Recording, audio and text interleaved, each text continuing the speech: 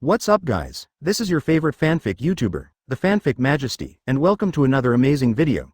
You can follow me on Patreon for exclusive stories.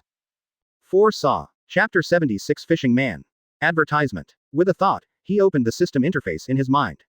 Target reputation. 85,694 100,000ths. Sure enough, his reputation began to skyrocket with the emergence of this newspaper. Compared with the last time of 10,186, it has now increased 8 times. And he was still jumping up at a speed visible to the naked eye.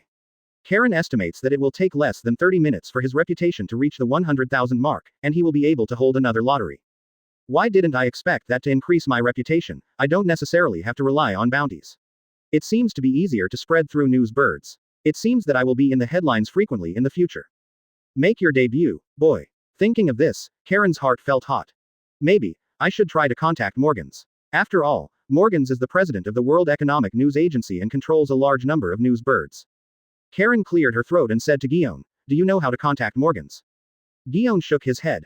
"I don't know, he is very mysterious. He will only be seen in some major events. Do you want him to stop publishing this news?" "No, I want him to spread the word more." Karen was a little disappointed. "Okay." Booloo booloo. The sound of a phone bug interrupted the conversation between the two. "What a brave boy. You dare to resist the world government. You are worthy of being my nephew."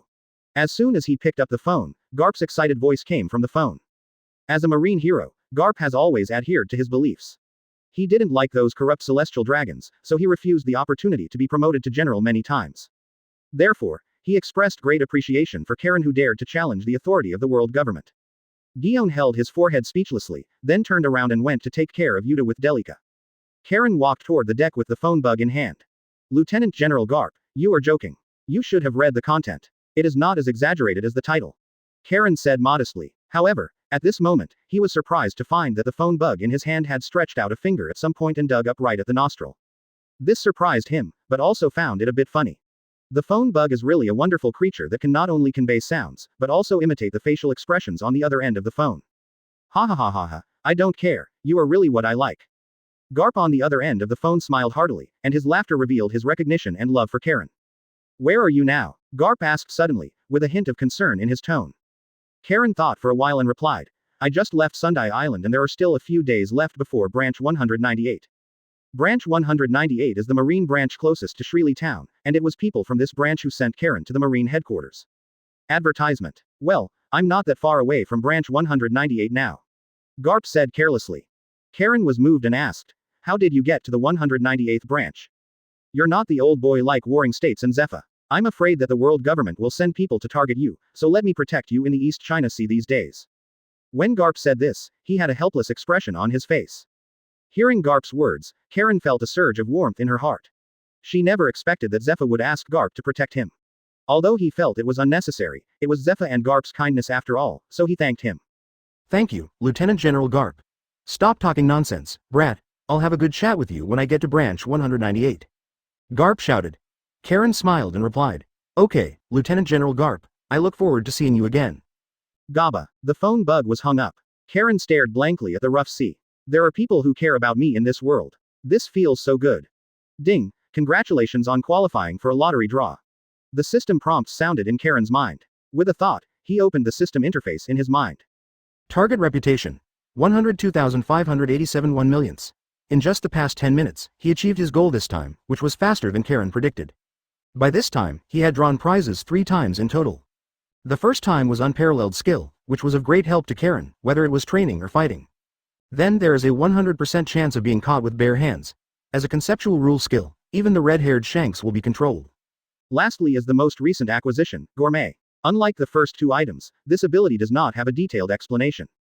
The current position seems to have no other effect besides giving Karen good cooking skills. What will happen next needs to be developed again. This time he was in a much more relaxed mood than the previous draws. Lottery. Ding. Congratulations to host for winning the title, Fishing Man. Question mark. Question mark question mark. Title. What the hell is this? Advertisement. Anglers will never be in the Air Force. But who in this world makes a living by fishing? Can't I just go into the sea? Now it's better. I changed from a chef to a fisherman. And, what does the title mean? I don't think there's anything weird on my head. Monk Karen Jonger couldn't figure out why he felt less reliable than a gourmet. Hello, where are my instructions?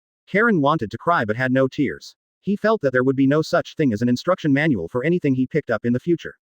For 100,000 reputation, I will give you this thing. RNM. Refund. ... The morning light first appeared, and a ray of sunlight penetrated the thin morning mist and gently sprinkled on the sea. A warship is sailing steadily, its hull swaying gently with the waves. Karen and Guillaume were lying on the deck chairs on the second floor, feeling the warmth from the sun.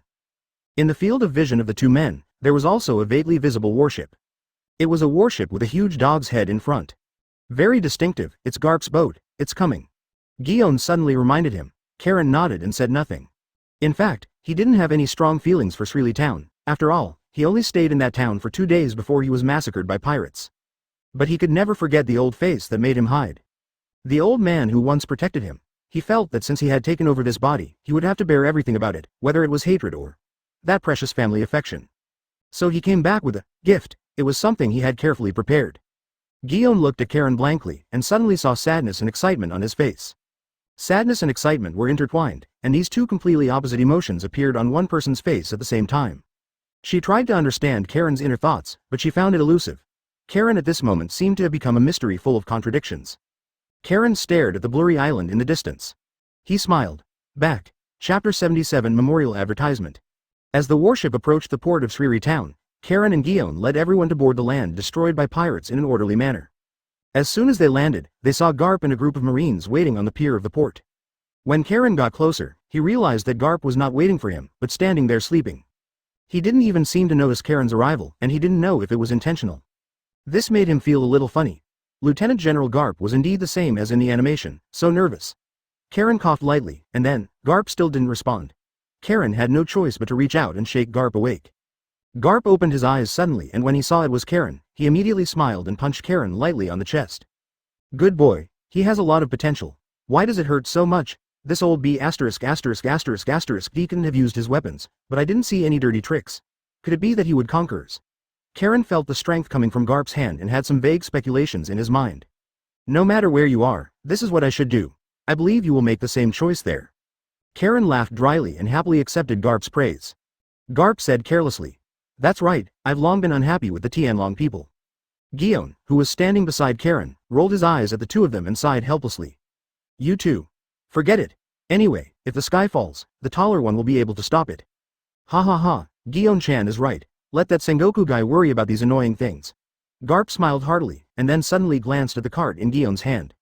Immediately, his mouth opened wide, and his eyes kept moving on Guillaume and Karen. You, how come you are so fast? You already have children? And they are all so old? Guillaume's face was full of black lines. Little Garp, what are you thinking? Karen and I have only been at sea for less than a month, how can it be our child? Why do you say it's as so naturally? Does that mean she doesn't object to having a child with me? Karen was thinking wildly in her mind. How is it impossible? It's possible that she was already pregnant in Linfondo. Garp smacked his lips and secretly gave Karen a thumbs up, but even Jessie, who was standing behind Karen, saw that little gesture, not to mention Guillaume. Guillaume's cheeks turned slightly red. I told you no, but Uda is already 2 years old. 2 years old? Garp bent down and took a closer look at Uda, and muttered in a low voice. 2 years old is not impossible, after all. Advertisement then, his expression became serious and he did not say what he had not finished. He stretched out his hand and tapped Uda's round face. Uda opened his eyes wide, looked at the strange old man in front of him curiously, and laughed out loud.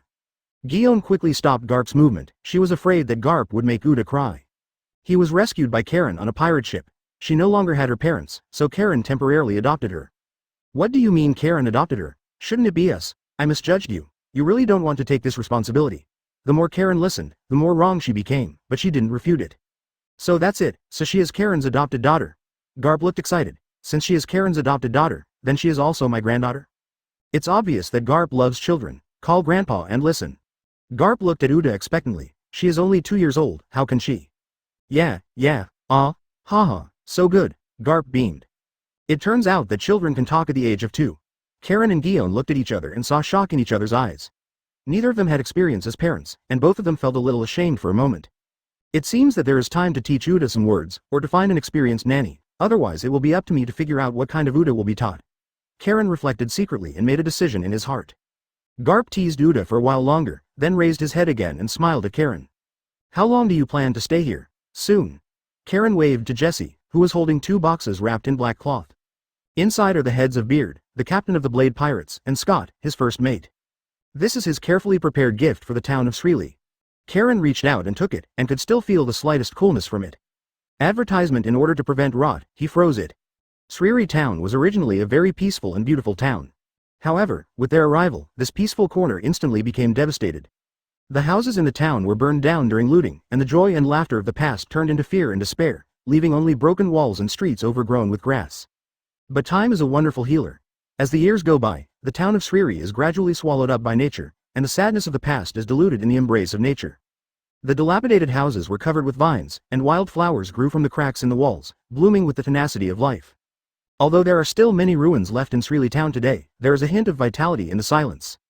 But now I don't want to give this gift. They don't deserve to stay in this peaceful and beautiful place, and I don't want these two scum to disturb their rest.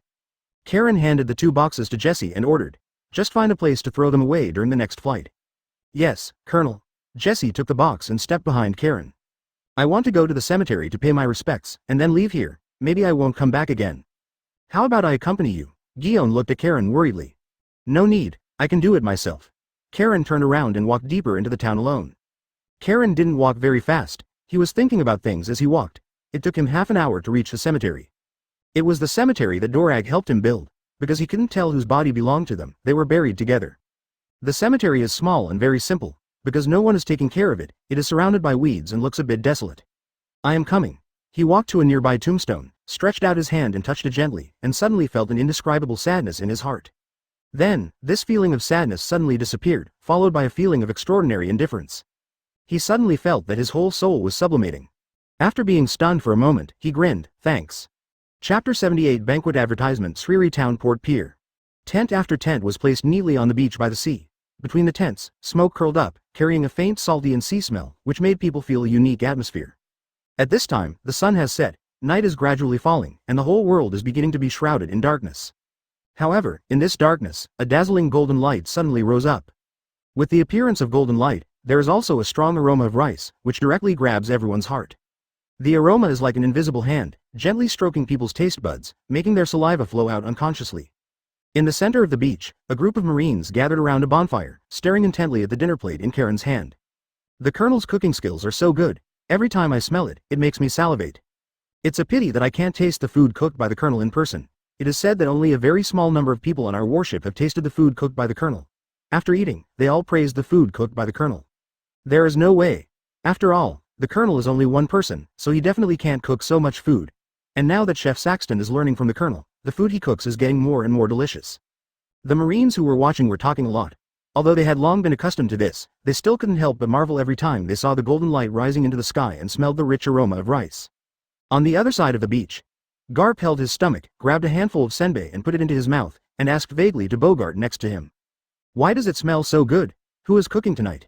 Bogart also felt his stomach protesting. He frowned slightly and said, "I remember Karen and the others are holding a banquet tonight. It may be because of the smell of rice coming from there. This B*********** D didn't even call me when he held a banquet." Garp was indignant and felt that the senbei in his hand was not as delicious as before. Dong dong dong. At this moment, a knock on the door interrupted their conversation. Bogart and Garp looked at each other, and then Bogart stood up and walked to the door. He opened the gate of opening and was greeted by Karen, with a bright smile on his face and a pink apron. Garp glanced at Karen's apron strangely and asked doubtfully, "Can you cook?" "Know a little bit, have hobbies." "Okay, Lieutenant General Garp and Adjutant Bogart, the banquet has already begun. We have prepared a lot of delicious food tonight, come and join the banquet." Garp's eyes lit up instantly. "Good boy, luckily you didn't forget me. I'm very hungry, let's go quickly." Advertisement: does this mean I have become a good boy? I heard you calling me a B******** D before entering the door. It changes so quickly. Karen cursed in his heart and smiled gently. "Then let's go, it would be a shame to miss the delicious food." When they returned to the banquet again, the place was already full of people. Among the lively crowd, there were several busy figures coming in and out of the kitchen. Naturally, the food they moved was not the food made by Karen himself, but the food copied by the chefs led by Saxton. Although it was not as delicious as Karen's own food, it was still very delicious and had no side effects. "Oh my god, I have never smelled such a rich aroma of rice in my life. I really envy you." The person who said this was the Marine on the Garp warship. It was the first time for them to smell such a strong aroma of rice. We can eat it every day." The soldiers on the Karen warship looked proud. "Not only that, we sometimes hear Miss Delica singing. I swear, it's the most beautiful singing voice in the world. Just as she was talking, Dalika walked over lightly wearing a dark blue skirt. Her steps were elegant, with a unique rhythm in each step, as if she was dancing a silent dance. Different from her performance in Shark Night, here, you can clearly feel her natural and relaxed atmosphere. Of course, this was not what Karen asked her to do, but what Dalika herself asked for. According to her, this was to express her gratitude to Karen for taking her in. Delica, Delica. Laughter mixed with singing filled the place with a joyful atmosphere. Wow, it's so delicious. Garp held a piece of barbecue in each hand that was much bigger than his face, with a satisfied look on his face. Even his adjutant Bogart was holding a large piece of barbecue. His posture was much more elegant than Garp. Suddenly, Garp closed his eyes tightly, and his nose was shaking wildly, as if he was trying to catch the delicious smell floating in the air. He looked just like an old dog that smelled the smell of rice. No, although this barbecue is also delicious, the aroma of meat floating in the air is stronger than the barbecue in my hand. He suddenly opened his eyes and stared at Karen with burning eyes. Do you have something more delicious that you haven't brought out yet? Although he was questioning, his tone was indeed very affirmative. As he spoke, regardless of Karen's reaction, he began to twitch his nose again and slowly walked towards the center of the banquet, guided by the smell of meat. Karen secretly said something bad. He didn't expect Garp's nose to be so sharp. Advertisement: if Garp eats the food he cooked. Karen couldn't help but shudder. While Karen was thinking, he glanced out of the corner of his eye and discovered that Garp had arrived at the place where he had placed the food. Garp stood next to a round table. He opened his eyes and stared at the covered food. It was a large plate with a silver dinner plate covering it. He stretched out his hand and slowly opened the hijab, and a dazzling light flickered on and off the plate. You can't eat this. Karen ducked in front of Garp and stretched out his hand to stop Garp's next move. Garp stared at Karen and yelled dissatisfied. You be asterisk asterisk asterisk asterisk D. You hid some delicious food and you didn't let me eat it when I found it. This is really inedible. Karen smiled bitterly. Why can't you eat it? Food is meant to be eaten. Garp looked unhappy. You can't eat this here. You can take it to your room to eat later. Karen noticed that he and Garp were being watched by more and more people, so he changed his tune. At the very least, Garp couldn't lose his composure in front of so many Marines. That means it's edible, right? Garp's eyes lit up and he grasped the key point. Yes. But here. Before Karen could finish speaking, Garp quickly opened the hijab covering it. In an instant, a dazzling light shot straight into the sky, and a richer smell of meat reached everyone's heavenly heads. Garp stared at this scene blankly. Immediately, a greedy expression appeared on his face, and his mouth kept drooling. His eyes were like twinkling stars, and his face was full of excitement and anticipation, as if there was only that plate of delicious food left in the whole world. Garp exclaimed excitedly, clenching his hands unconsciously, as if he couldn't wait to pounce on the food. Wow, ha ha ha, this is so delicious, I want to eat it now. It's over. Chapter 79 Green Beans Advertisement. Pung. Under the gaze of all the recruits in the room, Garp quickly tore into a piece of barbecue, looking like a hungry beast without caring about the surrounding eyes. The moment the roast meat entered his stomach, his shirt exploded. The corners of his mouth were covered with grease, and he kept moaning. A Marine soldier on the side asked, Lieutenant General Garp, what's going on? No need to ask. The barbecue must be too delicious. Don't worry. Lieutenant General Garp sometimes eats delicious food and will be so careless. We have long been used to it. Those who said this were the soldiers on the Garp warship. They seem to have been accustomed to Garp being like this for a long time. But I have never seen Lieutenant General Garp lose his temper like this. He even stretched out his clothes. He is indeed Lieutenant General Garp. I see. The soldier who asked the question at first suddenly realized. Only a few insiders who had eaten Karen's food were hesitant to speak, and at the same time they looked forward to what would happen next. Karen looked at Garp helplessly. He didn't expect that Garp would lose his composure in public even after eating a meal cooked by him. That's funny, Karen. Bogart smiled helplessly and explained. Sorry, Lieutenant General Garp can't control himself when he sees delicious food. Karen opened her mouth, wanting to tell him that it was because Garp ate his own food that this happened, but in the end he didn't speak. Anyway, I have stopped it, everyone has seen it, it is not my fault.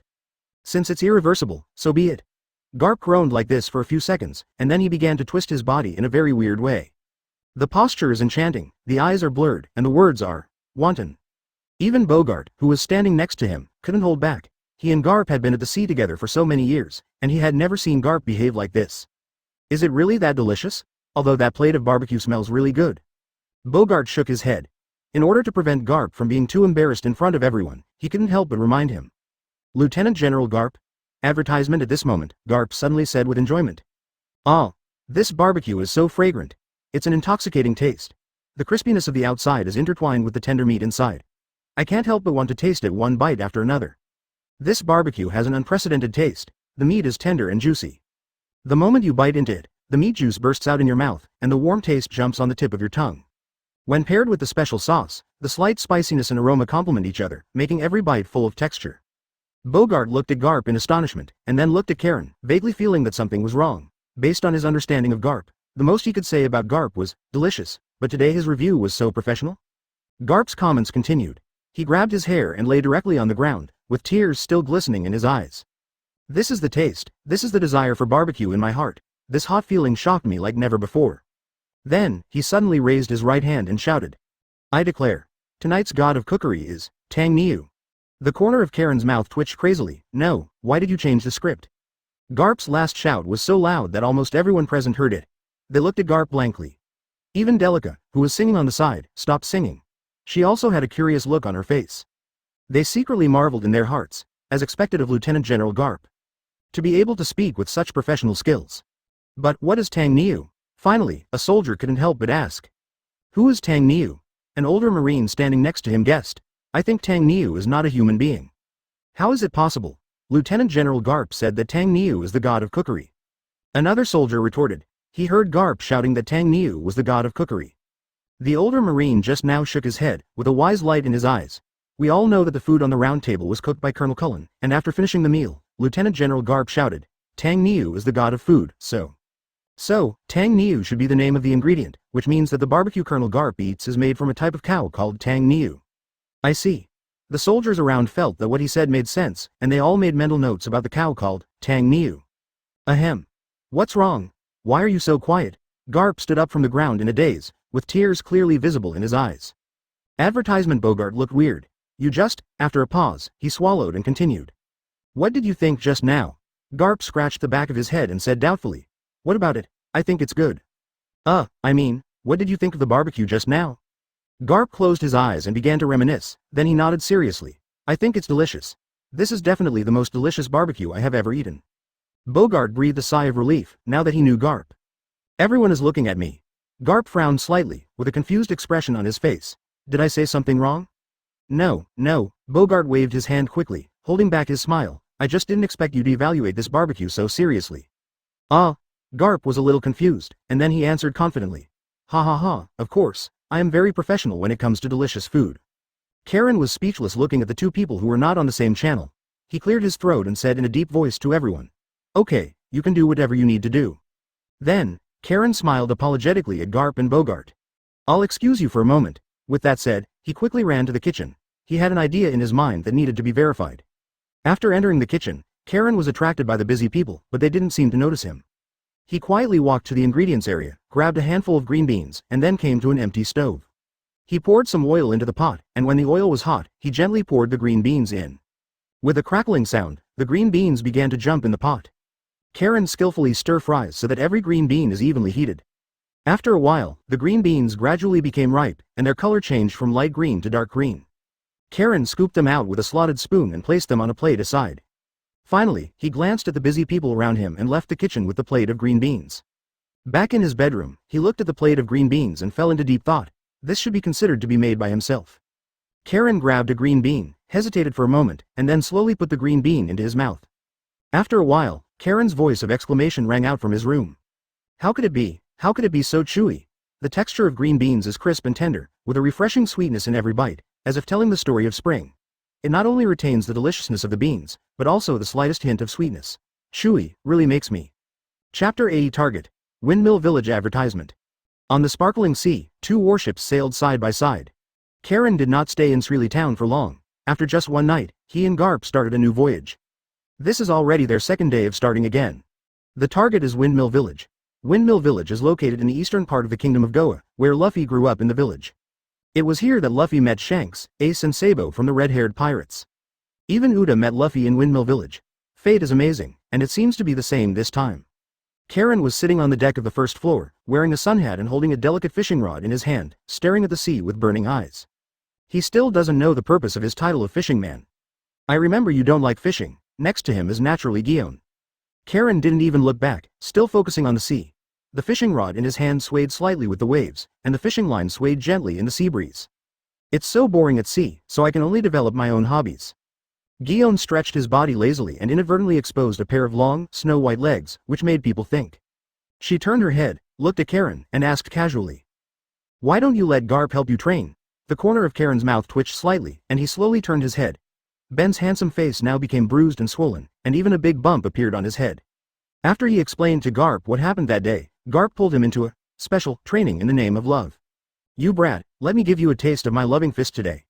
As he spoke, Garp's attacks hit him like a gust of wind, punching to the flesh, and each blow contained endless power. Although Karen tried her best to resist, it was still difficult to withstand Garp's terrifying offensive. Ah, Pung. It hurts, FK, don't slap me in the face. Pung. I'm angry. ADVERTISEMENT, Pung. Screams and the sound of bodies colliding one after another. Peeved. Guillaume looked at Karen with a bruised nose and swollen face, and couldn't help laughing. No matter how many times she watched it, she couldn't help laughing every time she saw Karen's current appearance. Karen glared at Guillaume with resentment, then turned back and stared at the fishing rod in his hand. That guy Luffy seems to have been beaten by Garp like this since he was a child. Old B***************, D. When I learn conquers, I will beat him back, Karen muttered to himself. No wonder Wong Luffy doesn't want to be a marine, education with sticks won't work. What are you mumbling about? Guillaume asked curiously. No. It's nothing. Karen changed the subject with a guilty conscience. It's just that I've been fishing for such a long time, why is there no movement at all? Is my title a fake?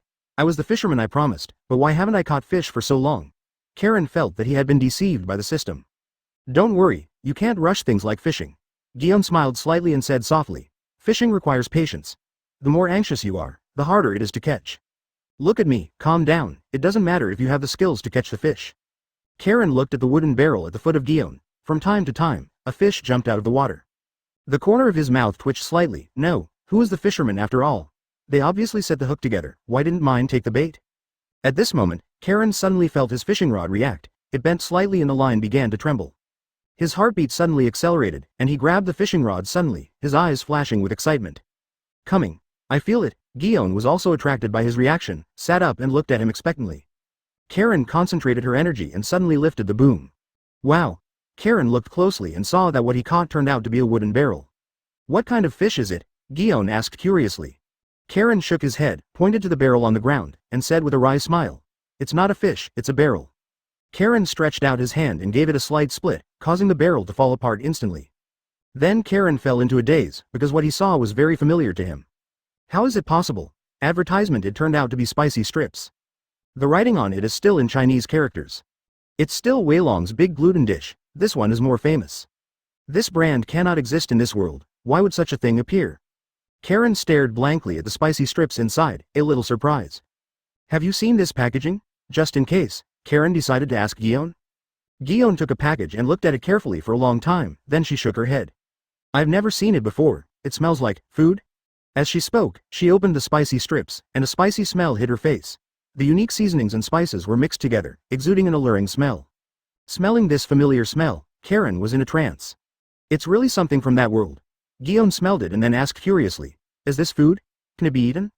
Karen's thoughts were surging and he replied casually, yes, you can eat it.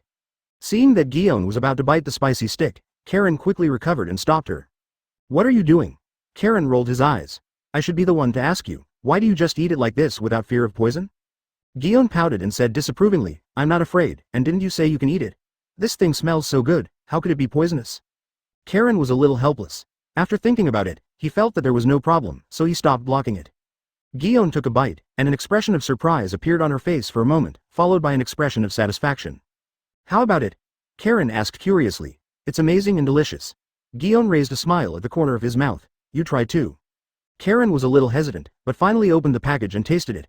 The spicy taste filled his mouth, as if it brought long-lost nostalgia. Why does this kind of thing appear in the barrel? Is this the ability of a fisherman?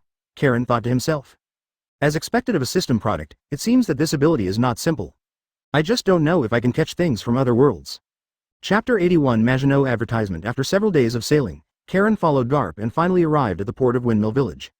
Karen stood on the deck, looking at the villages in the distance, feeling filled with emotion.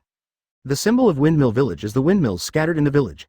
The windmills rotate slowly in the breeze, giving people a peaceful and comfortable feeling. This is Windmill Village. This small village not only gave birth to the marine hero Garp, but also the revolutionary leader Drago, the future One Piece Luffy. Karen took a long breath and finally arrived at this famous village. Is this the Windmill Village? Not bad, how do you feel? Garp asked, picking his nose. Don't pick your nose and talk at the same time. Hey, Karen glanced at Garp and praised. It's a beautiful environment, I like it very much. Ha ha ha, that's right, this is the place where I lived since I was a child. Garp's praise for Karen was very useful. He smiled heartily and said, what do you think, do you want to go back with me to see my grandson? Of course, I'm extremely happy. Karen suppressed her inner excitement. That was Luffy, a Luffy who had not been contaminated by red hair. Haha, then come with me. Then, Garp walked towards the center of the village with Karen and Gion. As soon as they got off the boat, Garp and his party attracted the attention of the villagers. They are very familiar with Garp and love it very much. Garp, who was born in Windmill Village, is definitely a hero here. This world is not peaceful, and the kingdom of Goa is not peaceful either, but this is Garp's hometown, so it will appear to be peaceful here. Of course they knew this very well, so they greeted Garp warmly. Garp also responded enthusiastically. After walking for more than 10 minutes, Karen and his party stopped in front of a tavern. Here it is. Maginot's Tavern? Karen was full of doubts. He looked at Garp and asked, is this right here? Garp nodded and said nonchalantly, yes, because I don't have time to take care of him, I put him in this bar. Advertisement, oh. Karen nodded slightly, understanding why Luffy always appeared in this tavern when he was a child. As soon as I entered, I saw a girl wearing a yellow headscarf and dark green hair standing at the door greeting the guests. Karen recognized her at a glance as Maginot, the proprietress of this bar. Of course, she is still very immature now, and she should not be the proprietress of this bar yet. Uncle Garp. As soon as Garp opened the door of the bar, Maginot recognized him, and she shouted to Garp in surprise. Haha, Maginot. Garp was also very happy to see Maginot. You come to help at such a young age. Little Maginot is so hardworking. When business is good, my parents are too busy. Maginot smiled shyly, then she turned her eyes to Karen and Gion standing at the door, and asked, Uncle Garp is still taking care of us today. Have you made friends? Garp patted Karen on the shoulder and smiled. Let me introduce, this is my nephew, Karen. It's not an introduction, just an introduction, why do you have to use hands and feet? Karen felt the strength on his shoulders and was speechless. He dug into his pocket, found a candy from inside, and handed it to Maginot with a gentle face. Sorry, I came in a hurry and didn't bring any gifts, I only brought candies. He bought these for Uda and Gion on Sendai Island. He thought that he might see Luffy and Ace today, so he took a few with him. Maginot reached out to take the candy and said with a smile, Thank you, brother Karen, I like it very much. Garp pointed to Gion and introduced, This is Gion, and Karen is. He winked at Maginot, and his meaning was self-evident. I know, it's my sister-in-law. Maginot instantly understood what Garp meant. Gion rolled her eyes at Garp. Her cheeks flushed slightly. Don't listen to Garp's nonsense. Karen and I are just colleagues. I am older than him. Is that so? Maginot was thoughtful. Okay, Maginot, Garp should be back to see Luffy. At this time, a woman with dark green hair standing at the bar said. It seems that she is Maginot's mother. Garp, welcome back. How long do you plan to stay this time? Garp smiled heartily. Haha, it won't be too long this time. Where is Luffy? Still sleeping, Maginot, take Uncle Garp to see Luffy. Okay, Mom. Advertisement, is this Luffy? Karen looked at the sleeping baby in front of him. His round face and slightly raised corners of his mouth were no different from ordinary babies. Not even as cute as Uda. Is this the future One Piece? If he is brought to Marine for training now, what will happen in the future? Of course, this thought only lasted a moment and he stopped. Let's not talk about whether Garp is willing or not, even Karen himself doesn't want to change too much. Of course, some things are beyond his control. What will happen in the future under the tide of the times is unknown. Haha, yes, I will train him to be an excellent Marine later on. Garp looked confident, as if he had seen what Luffy looked like when he grew up. Karen's lips twitched slightly, and she kindly reminded, children are all rebellious. Sometimes the more you want them to be, the more they will hate them. It's best to let him think for himself. Garp blew his beard and glared, with an unkind look on his face. Are you doubting my education methods? If you dare to rebel, I don't believe I can train a pirate. Not just a pirate, but also the king of pirates. When you see one Piece's hat on your grandson's head, I'll see how confident you are. Of course, now that you have a strong fist, you have the final say. Karen was speechless looking at Garp. He decided to stop it, since he had already persuaded him. Seeing that Karen no longer refuted, Garp focused his attention on Luffy again, wondering what he was thinking. Returning to the tavern, Karen and Gion ordered a glass of malt wine from the bar and sat at the bar to taste it. Also coming out with them was Maginot. She was greeting the guests again in the tavern. Karen made a rough calculation and found that she should only be 12 years old now, but she was already very proficient in everything in the store. Apparently he comes here often to help. Karen and Gion chatted without saying a word for about half an hour, and Garp walked in with a smile on his face. He also ordered a glass of ale and sat next to the two of them. Will Drago come back to see Luffy? Karen suddenly asked about this very sensitive topic. Garp was startled, then showed a helpless smile and scolded. That brat, who knows, maybe not, he also has his own things to do. Do you think he did the right thing? Chapter 82 Bandit King Sig. Advertisement Garp was silent for a while, then poured a glass of wine into his mouth and said with unclear meaning. Whether what he did is right or not doesn't matter to me, it's what he thinks is right. Then, he stared at Karen with sharp eyes and asked, what do you think? Karen was also silent. Warring States had asked him about this. He was saved by Dolag. It was also because of Dolag's letter of introduction that he was able to come to the Marine headquarters without any hindrance. He was grateful to Dolag. I think he did the right thing. Then he paused and added, for now. Guillaume seemed to be drunk and didn't seem to hear anything. She didn't say a word and didn't even look at the two of them. There was another period of silence, and suddenly the door of the bar was violently kicked open. A group of people dressed like wandering warriors appeared at the door of the tavern. The leader had a gloomy look on his face. As soon as he entered the door, he looked around and then focused on Guillaume, who was sitting at the bar drinking. Hello, guest. Maginot hesitated for a moment, then she gritted her teeth and walked up to one of the leading Ronin and timidly said hello. The leader of the Ronin glanced at Maginot and said in a gloomy tone. Lousy is the bandit Sieg who just arrived here. Remember this name for me. I will come here often in the future. Also, prepare 10 barrels of malt wine for me. Maginot was startled by Sieg's fierce gaze, but she had not forgotten her responsibilities. Mom, prepare 10 barrels of malt wine. Okay. Maginot's mother didn't panic at all. After all, Garp was drinking here. Sig nodded with satisfaction and then slowly walked towards the bar. Karen stared at Sig carefully sizing up this man who was holding a wine bottle and swiping 4 emperors and stepping on the future of One Piece. He is not that old now and does not have that X-shaped scar. Karen did not recognize him for a while. It was not until he called out his name that Karen felt familiar. He'd better not mess with me. I'm not as good-tempered as the red-haired Shanks. Karen stared at Sig with interest, as if he was looking at a clown. Sig felt uncomfortable being stared at by Karen, and he roared with a gloomy face. What are you looking at? Karen was a little funny. He was not interested in making jokes with Sig, and then he turned his eyes back to the wine glass in front of him. It was Karen's evasive look that made Sig feel that he was good again. He was very satisfied with Karen's reaction. So, he said desperately, you are a Marine, Lousy is a bandit. A Marine like you who only catches trash pirates, Lousy hasn't taken it seriously yet.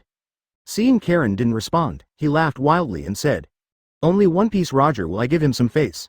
Lousy is the man who wants to become the Bandit King. Karen raised his forehead slightly and glanced at Garp, suspecting that Luffy was influenced by this guy. Advertisement. Then he raised his head and drank all the wine in the wineglass. With a slight exertion of his right hand, the wineglass in his hand immediately turned into a ball of waste. Then he stood up, and his height of 2.5 meters instantly overwhelmed Sigurd. Karen took out the Zangfeng in his hand and said slowly, what kind of king do you want to be? Karen was secretly happy, and he also experienced the fun of Kaido. Zhang Feng has just been unsheathed, and the cold light is shining like stars in the ice and snow, revealing a suffocating coldness. When Sig saw this, the smile on his face instantly froze, and a trace of fear flashed in his eyes. He raised his head and stammered, I didn't say anything, just kidding. Really? Karen slowly put away his hidden edge and sat down again. Guillaume glanced at Karen in surprise, but he didn't expect Karen to let him go. Sig didn't dare to trouble Guillaume now. He stood a little further away from Karen, waiting for the landlady to prepare malt wine for him. After a while, the landlady walked out of the back door pushing a cart. Guest, this is the wine you want. Sig took the cart gloomily, turned around, and prepared to leave. You haven't given me the money yet? Maginot couldn't help but remind him aloud. Sig glanced at Karen, then took out a few Baileys from his arms and threw them on the bar. Maginot picked it up, checked it, and said awkwardly, these are not enough. Sig's face was ugly. He raised his voice and said gloomily, little sister, Lousy is a bandit. Have you ever seen a bandit drink and pay for it? Then, he ignored Maginot's reaction and pushed the trolley to leave. Seeing this, Maginot grabbed Sig's clothes and refused to let him leave. Sig flicked his hand and tried to throw the annoying brat to the ground. The next moment, Karen held Sig's wrist tightly and he said coldly, it's natural to pay for drinking. I don't think you will default on your bill. Sig was startled and shouted angrily, Marine kid, I gave you face just now, but now you don't give me face. I want to make you look good. As he spoke, he whipped out the long knife from his waist and struck Karen's arm hard. Karen did not dodge, and the black breath flashed past her arm. With a clang, the long knife in Sig's hand was bounced to the ground. He looked incredulous. What kind of monster are you? Advertisement. Karen smiled slightly. Monster. As he spoke, he exerted slight force on his right hand, causing Sig to scream in pain. Ah, will you pay? Karen looked at him calmly. Pay, I'll pay, please let go. Sig quickly begged for mercy, then tremblingly took out a few stacks of Baileys from his pocket and threw them to the ground. When Karen saw this, the strength on his hand became a little stronger, and he smiled. Pick it up and give it to her. Ah, okay. Sig slowly bent down, and then he slipped a small dagger from his sleeve, with a fierce flash in his eyes, and stabbed Karen's abdomen hard. The dagger fell on Karen's abdomen as if it was pierced into steel, unable to advance at all. Karen stretched out 2 fingers and clamped Sig's dagger. Then, he held the dagger in his hand, the smile on his face not diminishing. You really don't have a long memory. As he spoke, Karen used the dagger to mark Sig's neck, and his voice suddenly turned cold. The dagger is good, but it would be better if it saw blood. Sig felt the friction on his neck and spoke with difficulty. I'm sorry, I was wrong, don't kill me. I'll pick up the money right now. Karen put the dagger on Sig's forehead, sliding it slowly like an artist painting, regardless of Sig's screams. Karen let go of Sig's hand and nodded with satisfaction. It's much more pleasing to the eye. Sig covered his forehead, ignored the pain in his body, picked up the money on the ground, and handed it to Maginot respectfully with both hands. Karen was like a ghost, he said in a solemn tone. By the way, my name is Karen, welcome to revenge. Don't dare, don't dare. Take away. Yes, Colonel. Chapter 83 You Don't Want to Let. Advertisement. Soon, night fell. Except for a small number of Marines stationed on the warship, the other Marines stayed in the hotel in Windmill Village. Karen is no exception. The hotel he stayed in was above the tavern, or the tavern itself was the hotel. In the Windmill Village at night, with the gentle breeze, Karen could hear the sound of the windmill rotating slightly. Although the sound was not loud, it seemed particularly clear in the quiet night. Karen stood on the windowsill, the breeze gently brushed his face, bringing a faint floral fragrance. After wandering on the sea for a long time, there is always an unreal feeling when your feet land on land. Without the feeling of swinging in the sea, Karen found it difficult to adapt for a while. He raised his head and looked at the clock hanging on the wall. It was now past 8 p.m. There was still some time before bed, and out of boredom, Karen decided to go to the beach to continue her fishing plan. During these days of fishing at sea, in addition to spicy strips, he also gained nothing, but also Coke, potato chips, vegetables, fruits, cigarettes. There are just no fish. Thinking of this, Karen's mouth twitched slightly, and he finally understood the true meaning of the fisherman. A fisherman will never be in the Air Force. A fisherman can catch anything except fish. Karen carried the fishing rod and walked on the path paved with stones. The moonlight shone on the ground, revealing a gentle silver glow. The surrounding houses are quiet and peaceful. Occasionally, a few night birds fly from the treetops and fly across the night sky, leaving a faint chirping sound. Suddenly, a familiar figure appeared in Karen's sight. His back was tall and majestic, holding a fruit basket in his hand. He looked a little lonely in the dim light. Lieutenant General Garp? Karen called to him softly. Garp's movements froze. He turned his head, met Karen's gaze, and scratched the back of his head awkwardly. It's Karen. Why don't you go to bed so late? Aren't you asleep too? Karen stared at the fruit plate in Garp's hand, thoughtfully. It seems that Garp is going to see Ace. The difference from the past is that this time he is not the only one who returns to Windmill Village. Karen and Guillaume are also coming with him. Advertisement. Although he wasn't worried that Karen and Guillaume would recognize Ace's identity, it made sense for him to visit Ace at night just to be on the safe side. Ha ha ha, I'm old now. Please come out and take a look at the night view. Do you still need a fruit basket to see the night view? Karen pointed to the fruit basket in his hand and couldn't help but joked. This is one of my great hobbies. Garp casually took a piece of fruit from the fruit basket to his mouth and took a bite, smiling nonchalantly. After dinner, I just took a walk while eating the fruit. Then, with a serious look on his face, it's you, Brad, why are you out here so late at night? Fishing. Karen raised the fishing rod in his hand. Oh, you go ahead and fish, I'll take a look around by myself. With that said, Garp turned around and left, not wanting to get entangled with Karen. How could Karen let go of this good opportunity? He quickly chased after him. Lieutenant General, this is your hometown.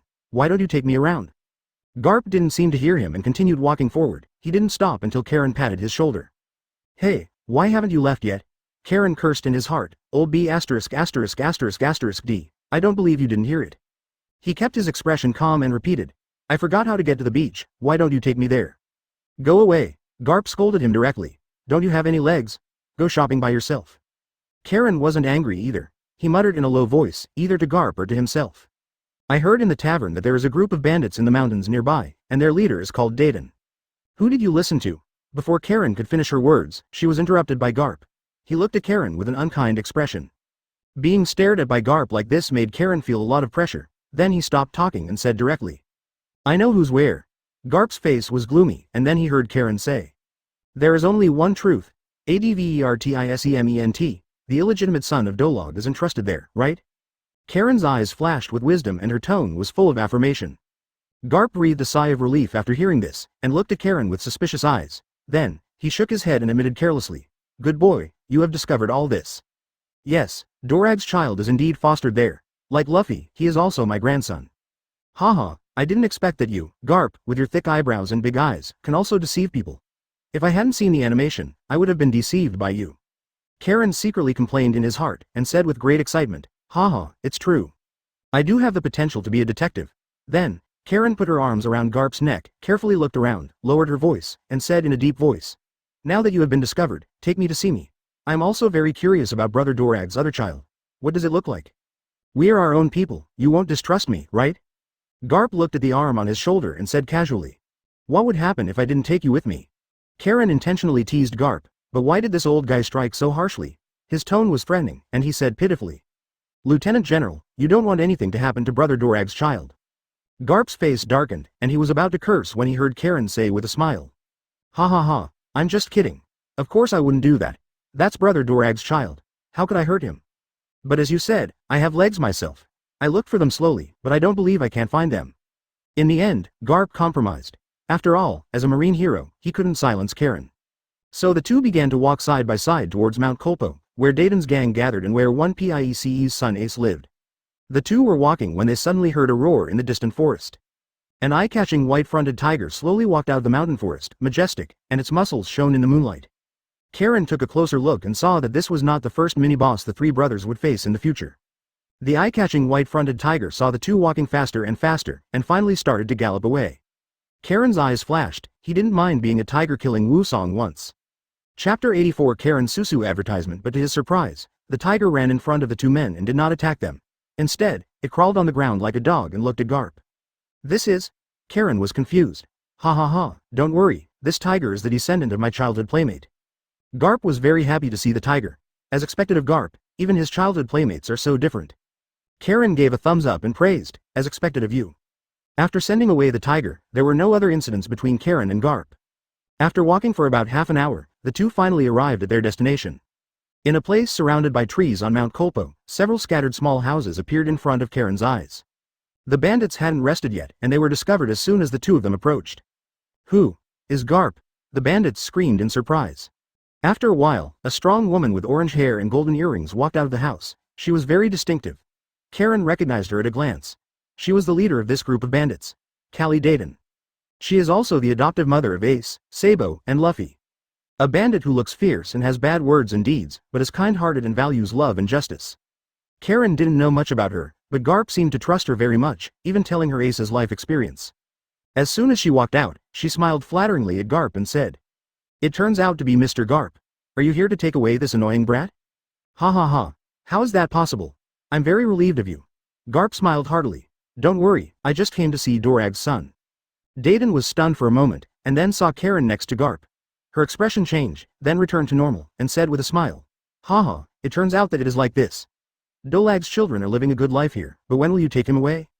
Karen looked at the two people who were acting crazy in amusement. He pretended to be very puzzled and asked, why did you give Brother Drago's child to the bandits to raise? Why not foster it in a tavern like Luffy?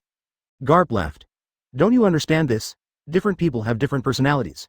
Ace is suitable for Dayton to raise. She is very good at raising children, right? The last words were said to Dayton. Dayton squeezed out a smile. No, that's right. Advertisement, okay, let's not talk so much, take me to see Ace. With that said, Garp handed the fruit basket in his hand to Dayton and walked quickly into the house. Karen followed closely behind. As soon as he walked in, Karen found Ace lying on the bed. He was no different from other babies. The only identifiable bird, Madara, had not yet grown. It is now the year 1503 of the Hyuan calendar, which means Ace is already 3 years old. Ace wasn't sleeping yet, he was practicing walking and running on the ground. Seeing that Garp and Karen were not afraid of strangers, they just smiled at them. Haha, little Ace is already so big, not bad, he even learned to run. Garp looked delighted. He bent down, held Ace in his arms, and showed off to Karen. You see, I told you that Dayton is very good at taking care of children. Karen stretched out her finger and tapped Ace on the face. He nodded and replied with a smile. Indeed, he is very energetic. He is worthy of being a descendant of Brother Dolog. His eldest brother got used to it more and more. Garp laughed and teased Ace.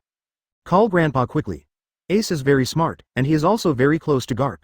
A childish voice comes out of his mouth. Grandpa. The smile on Garp's face was undisguised. He laughed loudly, pointed at Karen, and said with a smile. This is your Uncle Cullen. Karen Susu. Ace didn't seem to have a very accurate pronunciation of his uncle. Being called uncle by Ace, Karen said that she was under a lot of pressure. Ace was not an ordinary person. Thinking that Ace would become a member of the Whitebeard Pirates in the future, Karen couldn't help but feel very happy. Thinking of how Ace would call Whitebeard daddy and uncle when he fought against Whitebeard in the future, Karen felt very comfortable. Now, any member of the Whitebeard Pirates would be one generation below him.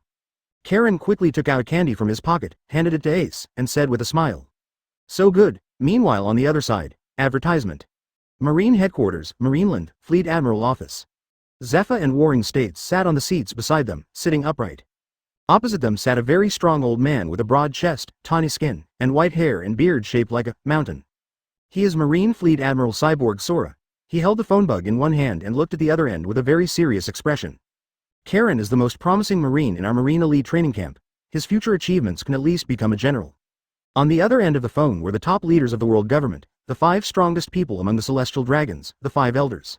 Sora, you have to understand that whether he can become a general depends on more than just his potential. He is just a kid, and he is a kid who provokes the world government. We have given you a lot of face without punishing him. You actually asked him to see Vegapunk and even asked for the Phantom Beast Devil Fruit for him. Did you know that even the few of us don't have much inventory? Don't think that you can be so willful just because you become the commander-in-chief of the world government. You must know that these rights are given to you by us. Without us and without the Tianlong people, you are nothing. The 5 of them spoke coldly to each other. Cyborg Kong rubbed his temples and said calmly, "It just so happens that I also feel that my ability is too poor. Under my leadership, the so-called era of great pirates has emerged. How about I resign today?" Apparently he has his own set of procedures for dealing with 5 elders. Moreover, he didn't believe a word of what they said to save Marine's face and not deal with Karen. It's just that they haven't found any evidence yet. Maybe CP agents have been sent to investigate Karen now. Ahem, Kong, I know you are in a hurry, but don't be anxious yet. We are very aware of your contribution to the organization and will not deny your merits just because of an accident. And the reason for all this is, the 5 elders didn't say anything, because they were the ones who gave all these instructions. They wanted to scare the monkeys, but they didn't expect it to be self-defeating. But no matter what, he is too young. We can let him get in touch with Vegapunk, but don't think about the Phantom Beast. Gang Gakong looked at Sengguo, who looked as normal as if he had expected all this. Then, he looked at Zephyr and found that Zephyr was looking at him eagerly. He sighed slightly. He couldn't ignore Zephy's gaze. He felt guilty for the person who gave everything to Marine. So, he coughed lightly and said solemnly, "Karen is Zephy's most satisfied disciple, and he is also Garp's family." Chapter 85 5 Elders Choice Advertisement Zephy's disciple, Garp's family. Even the 5 elders felt the pressure from the weight of these 2 sentences. Although they are the most powerful people in the world, it does not mean that they will not consider the thoughts of their subordinates. 80% of Marine generals were taught by Zephyr. His disciples are all over Marine. He himself is one of the few existing Marine generals. Whether in terms of combat ability or in nurturing Marine, Zephyr is an indispensable core figure of Marine. If he loses his temper, it will never be a good thing for world government. And Garp is a Marine hero. His influence in Marine is no worse than that of Zephyr. Moreover, more importantly, in the Battle of the Valley of the Gods, whether he did it intentionally or unintentionally, Garp saved many celestial dragons, which made him its position in world government has become delicate. This is why Garp's son Dorag founded the Revolutionary Army, and why the world government tolerates Garp so much. Against this background, when the 5 elders deal with the relationship with these 2 figures, they must not only consider their personal abilities and influence, but also the larger group and potential turmoil they represent behind them. Moreover, these 2 people are not very good-tempered. Any dissatisfaction or violent reaction against them may cause turmoil within Marine and even affect the stability of world government's rule. After a long silence, one of the 5 elders, Saint Topman Wetchuli, who was wearing a dark green suit, had a bald head, a splayed beard, and a Madara birthmark on his forehead, slowly spoke. "We will consider this matter." Zephyr, who was sitting aside, couldn't bear it any longer. He shouted, "Consider? How long have you been considering this?" His voice was not concealed at all, so the 5 people on the opposite side heard it very clearly. Their expressions were a little ugly, and Topman Wetchuli snorted coldly. "I remember he is in the East China Sea with Garp now." Cyborg Kong winked at Zephyr and signaled Zephyr to shut up. Then, he smiled and said, "Yes, after all, he is Garp's family, and his home is also in the East China Sea." The cold voice of Saint Topman Wetchuli came from the phone bug. "In that case, I can let him see Vegapunk, or I can give him a phantom beast species." There was no expression of joy on Cyborg Kong's face. He knew that Topman Wetchuli Sheng had not finished speaking yet. Sure enough, Topman Wetchuli continued, "But we have conditions." "Advertisement, what conditions?" Gang Gakong said solemnly. "Didn't you say that he has the potential to become a general? I want him to stay in the East China Sea for 2 years to clean up those annoying pirates in the East China Sea. The East China Sea is actually not the most chaotic in the world, but who knows that not only One Piece Roger was born here, but also Dorag, who founded the Revolutionary Army, was born in the East China Sea. As the most chaotic team in the world, North Blue has added a lot of new blood to Marine, such as he, Sakaski, and Borsellino. This makes the five elders think that the East China Sea is the source of evil that caused the Age of Pirates. What? 2 years? ZFA's voice sounded particularly harsh in the quiet conference room. His surprise and anger surged into his heart, and he could not restrain himself. You actually let him stay in the East China Sea for 2 years. Do you know that you are delaying him? Saint Topman Voshuli's voice remained indifferent, as if he was not affected by ZFA's emotions. This is our condition, Zepha. And I don't think we are delaying him. I know you want him to go to the New World for training, but do you think he can run rampant in the New World after only training in the general training camp for a few months? He is different, he is really. Zepha spoke softer and softer. He suddenly felt that the current Karen seemed really unsuitable to go to the New World. Karen's talent was indeed the best he had ever seen. He has always believed that as long as Karen did not die young, his final achievements would definitely be no worse than Sakaski and Borsellino. But as Topman Wetchuli said, Karen was just an ordinary person a few months ago, no matter how talented he is and how fast his strength grows. He has experienced too few things. Some things cannot be settled with strength, and experience is equally important. Karen didn't stay in the training camp until graduation, so it might be a good thing to let him stay on his own in Donghai for 2 years. Although it was selfish to think this way, he didn't want Marine to lose a good prospect. Advertisement, but 2 years is still too long. Thinking of this, Zepha straightened his tone and continued. No, 2 years is too long, 1 year at most. Saint Topman Wetchuli ignored ZFA's thoughts, and his tone was unquestionable. Zepha, he will not lose money if he changes to a fantasy beast species every 2 years. This kind of opportunity is not available to everyone. But he is still young, Zepha angrily said. He should not waste 2 years in the relatively calm waters of the East China Sea. Such a comfortable life is likely to make a young man lose his fighting spirit and become lazy and degenerate, and finally sank. Comfort does not mean stagnation. Topman Voshulisheng's voice is still calm. If he is really addicted to this comfortable life, it means that he is nothing more than that. Isn't he your most promising student? You have to believe in your students. And as you said, he's still young, which is his advantage, which means he still has plenty of time. Zepha was speechless and remained silent for a full minute. The voice of Saint Topman Wetchuli sounded again, with a trace of unquestionable authority. This is our decision. If he cannot accept this task, then he will not be qualified to contact Vegapunk, let alone get the Phantom Beast breed. The atmosphere in the conference room became tense, as if time had frozen. Cyborg Kong coughed lightly. I remember that Karen is now the colonel of the headquarters. In 2 years, I think Karen will be eligible to be promoted to Major General. Once he becomes a Major General, he will be eligible to become the base commander of Marine Fortress in the New World. That is Marine's own business. Except for Fleet Admiral and the Admiral, we will not interfere in Marine's internal affairs. Topman Wetchuli's tone was still cold. Zepha took a deep breath and tried to calm down the dissatisfaction in his heart. He knew that he could not change this decision, but he would not help Karen choose without authorization. I will convey the conditions you mentioned to him. This is the only condition. Topman Wetchulisheng's tone showed no sign of compromise. I understand. Zepha lowered his head, not knowing what he was thinking. Chapter 86 Dayton's music advertisement. Ha ha ha, Ace runs so fast. Garp applauded as he watched Ace's running pace. Karen looked at this scene speechlessly. Is this the way Garp raised his children? He just let Ace run around without any care and was not afraid of Ace falling. However, thinking that this is the world of One Piece after all, Karen gradually adapted to it. Come on, come to Grandpa. Garp sat on the carpet on the ground, opened his arms, and motioned for Ace to run into his arms. Ace is still young and has not yet reached the rebellious stage that makes Garp think. So the atmosphere is still very warm, and even Karen is infected by the affection between Ace and Garp. Alas, how sweet it is now, waiting until the future. Karen sighed and had a headache. Ha ha ha. The laughter of the grandfather and grandson echoed in the empty room. Garp pinched Ace's face, and then said to Karen, I remember Uda can't walk yet. Karen nodded, then shook his head. Yes, but I'm not that skilled yet. Garp suggested. Why don't you just keep Uda here? Look how energetic Ace is. After hearing this, Dayton, who was sitting upright, showed a sad and angry expression. No, I feel very tired just taking care of him. Please spare me, Mr. Garp. Garp glanced at Dayton, who immediately put away her sad and angry expression and forced a smile on her face. Karen thought about the future and Uda shouted at the beach, I want to be the woman of One Piece. He shivered. The picture was so beautiful that he didn't dare to think about it anymore. Karen's face was a little stiff, and he rejected Garp's proposal. It's better to say goodbye. Uda likes to cry at night, she can't sleep without singing. Garp looked at Dayton. Do you usually sing? No, Dayton said cautiously. That's it. Garp was a little disappointed and asked without giving up, can you sing? No. Dayton wanted to say no, but looking at Garp's expectant eyes, she somehow changed her mind. Yes, I learned a song when I was young. Advertisement. A flash of light flashed in Garp's eyes, and he laughed heartily. Ha ha ha, that's great. Ace happens to be a little sleepy too, so just sing him a lullaby. Ah? Dayton's movements were a little awkward, and his cheeks turned red. I just learned it when I was young, and I haven't sung it for several years. What? The eldest sister wants to sing. The Dayton brothers, who were also sitting upright, could not sit still at this time. They stood up quickly, turned around and ran towards the door. As soon as I ran halfway, I was stopped by Dayton's gloomy voice. Where are you going? Ah, I suddenly remembered that there was no patrol tonight. The pig in the sheepfold has escaped, I'm going to catch it.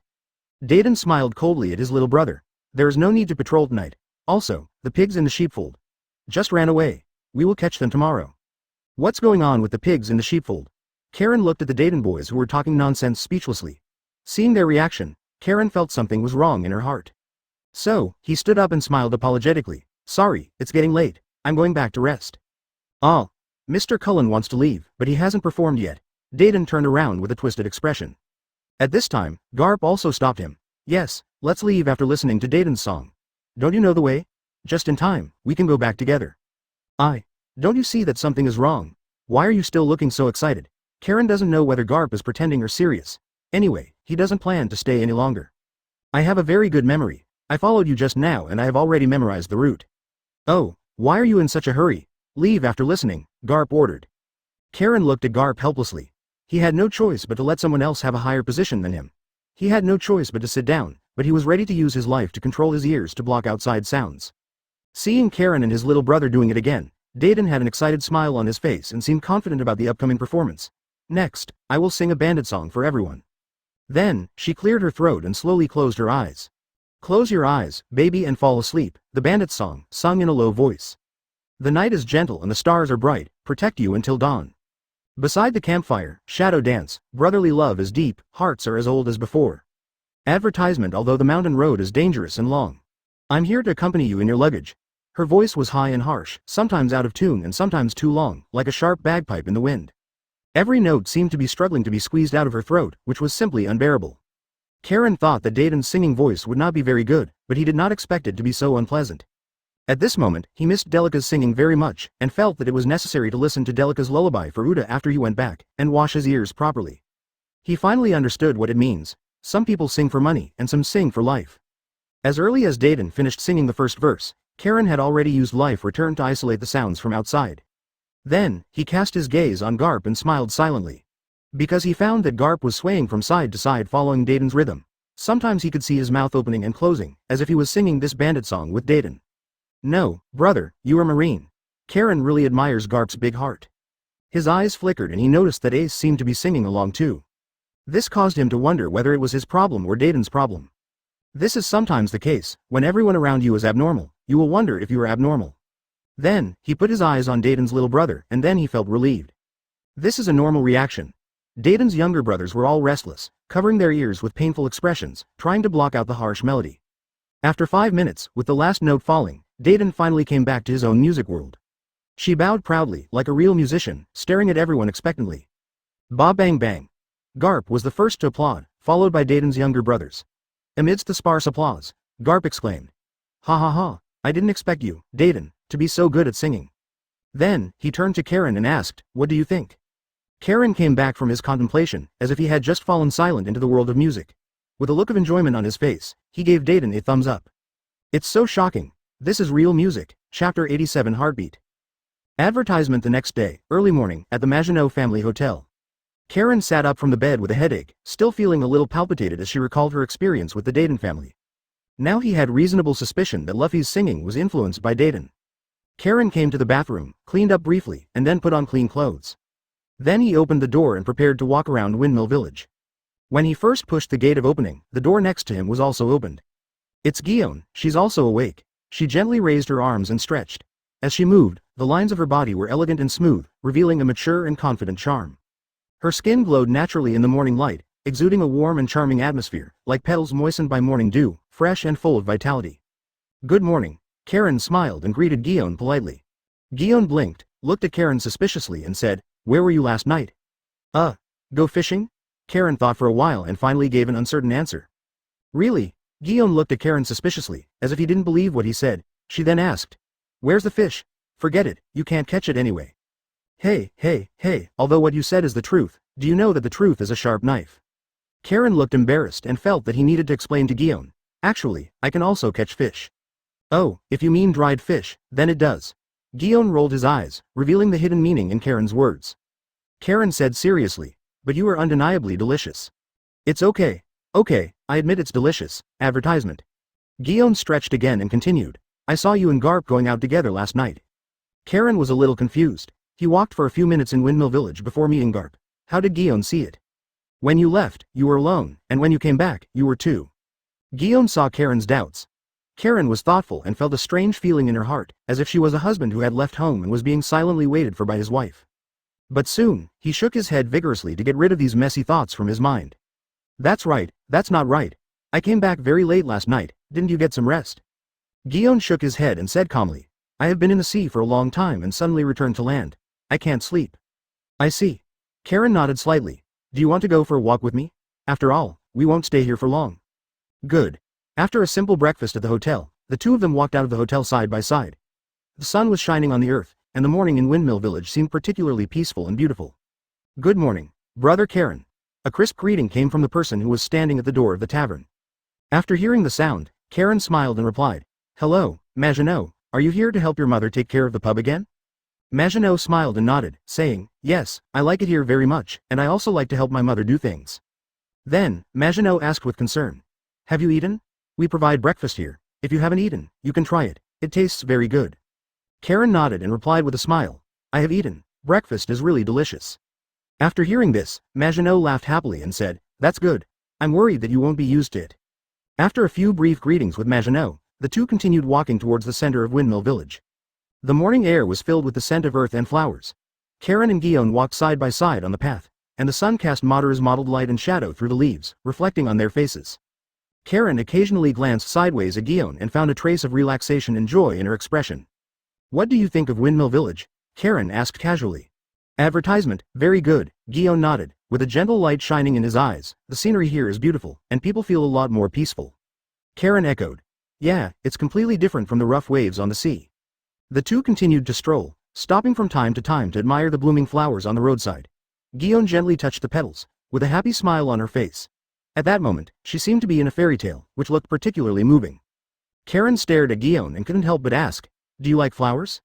I don't like it. Flowers are too weak and not suitable for me. When Guillaume answered, he focused on Jinpira on his waist. The sword is more suitable for me. Karen smiled slightly and tried to lighten the mood. There are many kinds of flowers, maybe there is one. That is not so fragile. Guillaume stared at Karen and said seriously, The same is true for people. There are various types. Which one do you think I belong to? Karen was stunned, staring blankly at Guillaume. Under the morning light, her face looked particularly soft, and her skin glowed with a delicate luster in the sunlight, like blooming petals, exuding warm and natural beauty. His heartbeat began to accelerate, and he felt an unprecedented throbbing. He admitted that his heart was beating. I think. Karen. A rushing sound interrupted Karen's thoughts, and also interrupted this delicate and tense moment. Karen looked up and saw that the person coming was Garp. Why does this old cheater always do this at critical moments? He thought of how it seemed to be like this in his room last time, and he was also interrupted. I'm telling you, I saw you guys just now. Garp came running, holding a phone bug in his hand. What's the matter? Karen's tone was a little cold. Anyone who was disturbed at this critical moment would not sound very good. But Garp is Garp after all. He seemed to have noticed nothing and said slowly. Do you still remember that Zephyr and Sengoku said they would find you a phantom beast devil fruit and feed it to the hidden edge in your hand? Karen nodded. Remember, are there any results? Garp handed the phone bug in his hand to Karen and said with a smile. Well, you can ask them yourself. After taking the call, Karen found that the call had not been hung up, so he slowly spoke. This is Karen. Chapter 88 Choice Advertisement. Almost as soon as Karen finished speaking, ZFA's voice came from the phone bug. Obviously he had been waiting. Karen, we have fought for you about the devil fruit last time, but, after a moment of pause, Zephyr let out a long sigh. The world government requires you to stay in the East China Sea for 2 years to eliminate the pirates in the East China Sea. Actually, we all know that this is not the original intention of the time government. It is just because they felt uncomfortable when you were in the newspaper last time, so they did this. Of course, you can refuse, but the reward will probably be gone. However, don't worry, I will do my best to find a suitable devil fruit for your weapon. Zephyr said a lot in one breath, and Karen listened quietly. After Zephyr finished speaking, Karen thought for a moment and said in a deep voice, Can I see Vegapunk? In fact, he doesn't care much about the phantom beast devil fruit. He won't eat it anyway. Although the devil fruit is very powerful and cool, it will bring a huge weakness to the user. That means you can't swim, and your whole body will be weak if you touch the sea tower stone. The technology in this world is so crooked, and if it is not guaranteed, even more perverted seafloor stone weapons will appear in the future, and there will be an additional weakness for no reason. This is something Karen cannot accept now. If he had just come to this world before, he might have chosen to eat it, but now he is unwilling. After all, he has a system. Although some of the abilities given by the system may seem abnormal, their functions are really no worse than those of the Phantom Beast species, or even stronger. Seeing Vegapunk is more attractive to him than the Phantom Beast Devil Fruit. Dr. Vegabank is the world's top scientist and inventor, and is known as the man with the world's largest brain. Bloodline factors, clones, biological modifications, artificial creatures, gigantism, artificial devil fruits, seastone warships, ability conversion conditions, green blood, pacifists, seraphs. He can even build empty islands, and has the mother fire that can easily destroy an island. Everything you can imagine, there is basically nothing that Vegapunk can't do. Technology is the primary productive force, no matter where it is. The genius scientist Vegapunk, who is said to be 500 years ahead of the world's technological level, is undoubtedly a legend in this world. It is no exaggeration to say that the world of One Piece without Vegapunk would be like the West without Jerusalem. If only he could gain his friendship. Karen's eyes burned brightly at the thought. No. ZFA's voice slowly came from the phone bug. They require you to stay in the East China Sea for 2 years. This is their only condition. Karen was silent. It was not that he didn't want to secretly see Vegapunk, but considering the importance of Vegapunk, it would be difficult. He didn't even know the specific location of Vegapunk. It seems to be in the bank restricted area, which is the island where Aokiji and Akainu later dueled. Advertisement. He didn't expect the world government's attitude to be so tough. He has no intention of breaking with the world government, nor does he have the qualifications to do so. Faintly, he felt that something was wrong with this matter. It was unreasonable for him to be liquidated just because of a false report. I'm afraid Doflamingo was involved behind this incident. Go back to a few days ago. On the Red Earth continent, there is the Holy Land Marijoa and Pangu City. 5 old men with different expressions were standing or sitting, enjoying afternoon tea with comfortable expressions on their faces. Suddenly one of the old men wearing a dark red suit with a scar on his chest spoke. I heard that there is a marine who is very popular in the sea recently. He is the agricultural warrior god of the 5 elders, Shepherd 10 Pit Saint. The old man wearing a dark blue suit, with long straight white hair and a long beard nodded. Well, you were talking about the marine named Karen. I've heard about it too. He seems to be one of the elite trainers of this class. The leader of the battalion has already graduated early before it is time for training. He is the environmental warrior god, Markasma Saint. It seems to be the name. Peter Saint thought for a while and commented. A marine who has potential but lacks fear of power is not a good thing. Saint Moshe was nonchalant and said casually, young people are always like this. It doesn't matter. Once he experiences something, he will understand. But someone seems to want him to see it now. Saint Peter smiled happily. Who? Saint Moshe glanced at Saint Peter. Saint Peter said calmly, it's the kid from the Don Quixote family. Didn't they give up their identity as Tianlong people? I still remember that kid holding Huo Mingu's head and wanted to ask us to help him restore his identity, Moshe Sheng said in a mocking tone. But it's not that easy. What does he think the Tianlong people are? He can join if he wants to join, and leave if he wants to leave? Saint Peter said slowly. He also brought 1 billion Baileys, saying that he would give another 1 billion after the matter is completed. It's not much, but it seems to be a lot. Moshe Sheng nodded and said nothing more. The bald Saint Vachuli on the side interjected. I remember that kid from the Don Quixote family. He was quite successful in North Blue. Can't you even handle him? Peter Saint explained. This marine kid named Karen is ZFA's disciple. He seems to have some relationship with Garp. It's normal that he can't figure it out. So that's the case, then this won't be easy to handle. After all, he is marine and one of ours. After a moment of pause, Saint Wakali added. However, who made him offend the Tianlong people? Even the former, neither can the celestial dragons. Advertisement Moshe Sheng said. Is that old Dai Kong just for the phantom beast fruit that Karen applied to us for? It's him, Saint Wechuli said with a smile. It's just right, we can use this matter to attack him. What does he want? He wants us to keep Karen in Donghai for 10 years. So simple? Do you want to inhibit his development in this way? It seems that Don Quixote brat wants to take revenge himself. Saint Vasily pondered for a while and said slowly, it's been too long. It doesn't matter whether it's money or not. I don't want that kid from the Don Quixote family to think that we can be easily bribed with money. That would be too embarrassing. Tell that kid at Don Quixote we're going to hold Karen down for 2 years. As for the money, tell him to double it. Karen held the phone bug in her hand and fell into deep thought. To stay or not to stay, that is the question. Guillaume looked at Karen and opened her mouth as if she wanted to say something, but in the end she didn't say anything because she didn't want to interfere with Karen's decision-making. You don't have to rush to conclusions, and you don't have to think that it's hard to find the phantom beast devil fruit. I choose to stay. After hesitating for a moment, Karen decided to stay. Meeting Vegapunk was really important to him. If I could gain Vegapunk's friendship, or even kidnap Vegapunk, then in the future, he is sure to create a force that is not afraid of anyone. Even if it's the world government, even if it's the celestial dragons. And it just happened that he could take advantage of these 2 years to accumulate his own strength. His strength grew too fast, which would lead to him being too blindly confident in his own strength. Just like last time, he actually wanted to challenge the red hair. Fortunately, the opponent was red-haired. If it were someone else and he failed, not only would he die, but also the others who went with him would die. This is the consequence of growing too fast in strength, making him unable to see himself clearly. He would feel scared every time he thought about it. Chapter 89 Attacking Marine Advertisement 2 years later. East China Sea. The sea was rough. Boom, bang bang bang. The 2 ships were like giant beasts on the sea, one black and one white, chasing each other. The sound of artillery fire annihilated all tranquility, and the sea surface rolled in a deafening roar, setting off waves of wild waves. The white marine warship was emitting thick smoke, and its cannon fire continued to spit out flames, directly hitting the black pirate hull. Every shelling was accompanied by huge splashes of water and shaking of the hull, as if the entire ocean was trembling for this fierce battle. What a bunch of crazy dogs. We were obviously just passing by. On the deck of the pirate ship, a pirate caught the eye. He was tall and muscular, with several small wine barrels hanging around his waist. It seemed that he could enjoy drinking at any time. He was originally very high-spirited until he came to the East China Sea. He is not from the East China Sea, but from the North Blue. Not all pirates in this world yearn for the Grand Line. There will always be some pirates wandering around who don't have big dreams. As a qualified pirate, he did not choose to plunder in one sea area, but kept waiting for opportunities in other seas. This is why he has not been caught for so many years. According to his past experience, after being discovered by a marine, he only needs to escape. When he escapes to the waters under the jurisdiction of the local marine, those marines will no longer continue to chase them. Because on the sea, most of the goals of marines are not to eliminate pirates, but to protect innocent merchant ships and fishermen. Their duty is to expel these pirates from safe waters, rather than to engage in endless battles with them. Fight. Marines' salary is not generous, and their family needs money to support their children's school fees and parents' medical expenses. Under the cloak of justice, there is more desire for life and expectations for the future.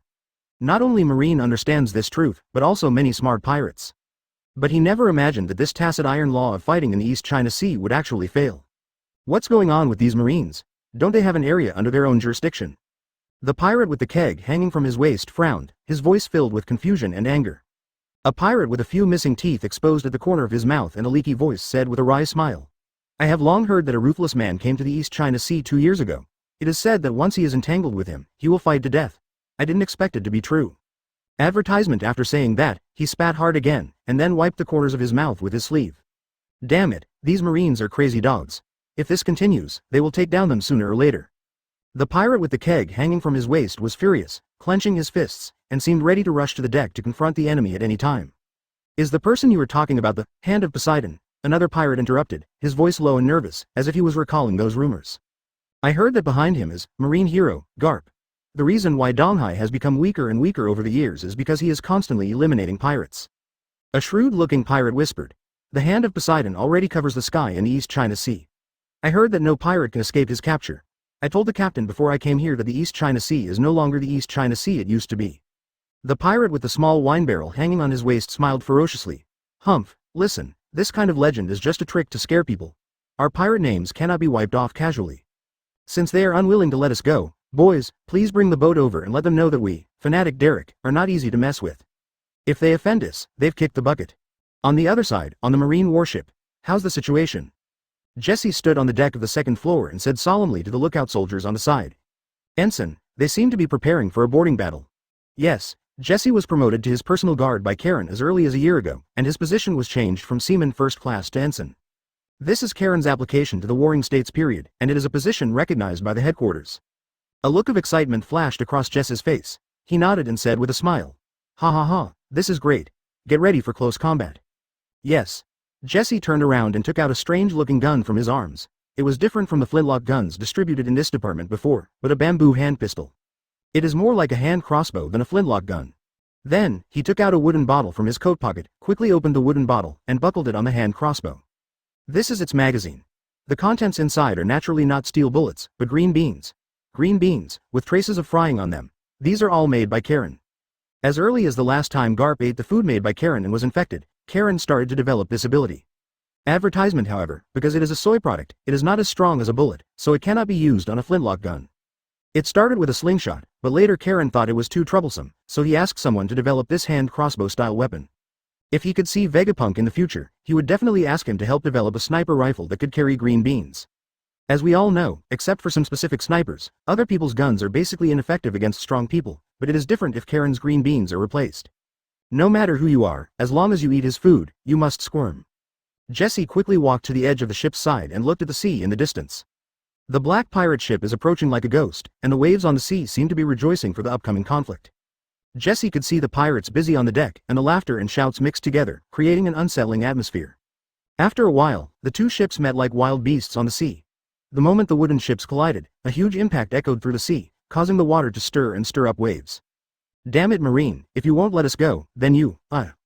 As soon as fanatic Derek boarded the Marine warship, he started to curse, but before he could finish the curse, a green bean fell into his mouth.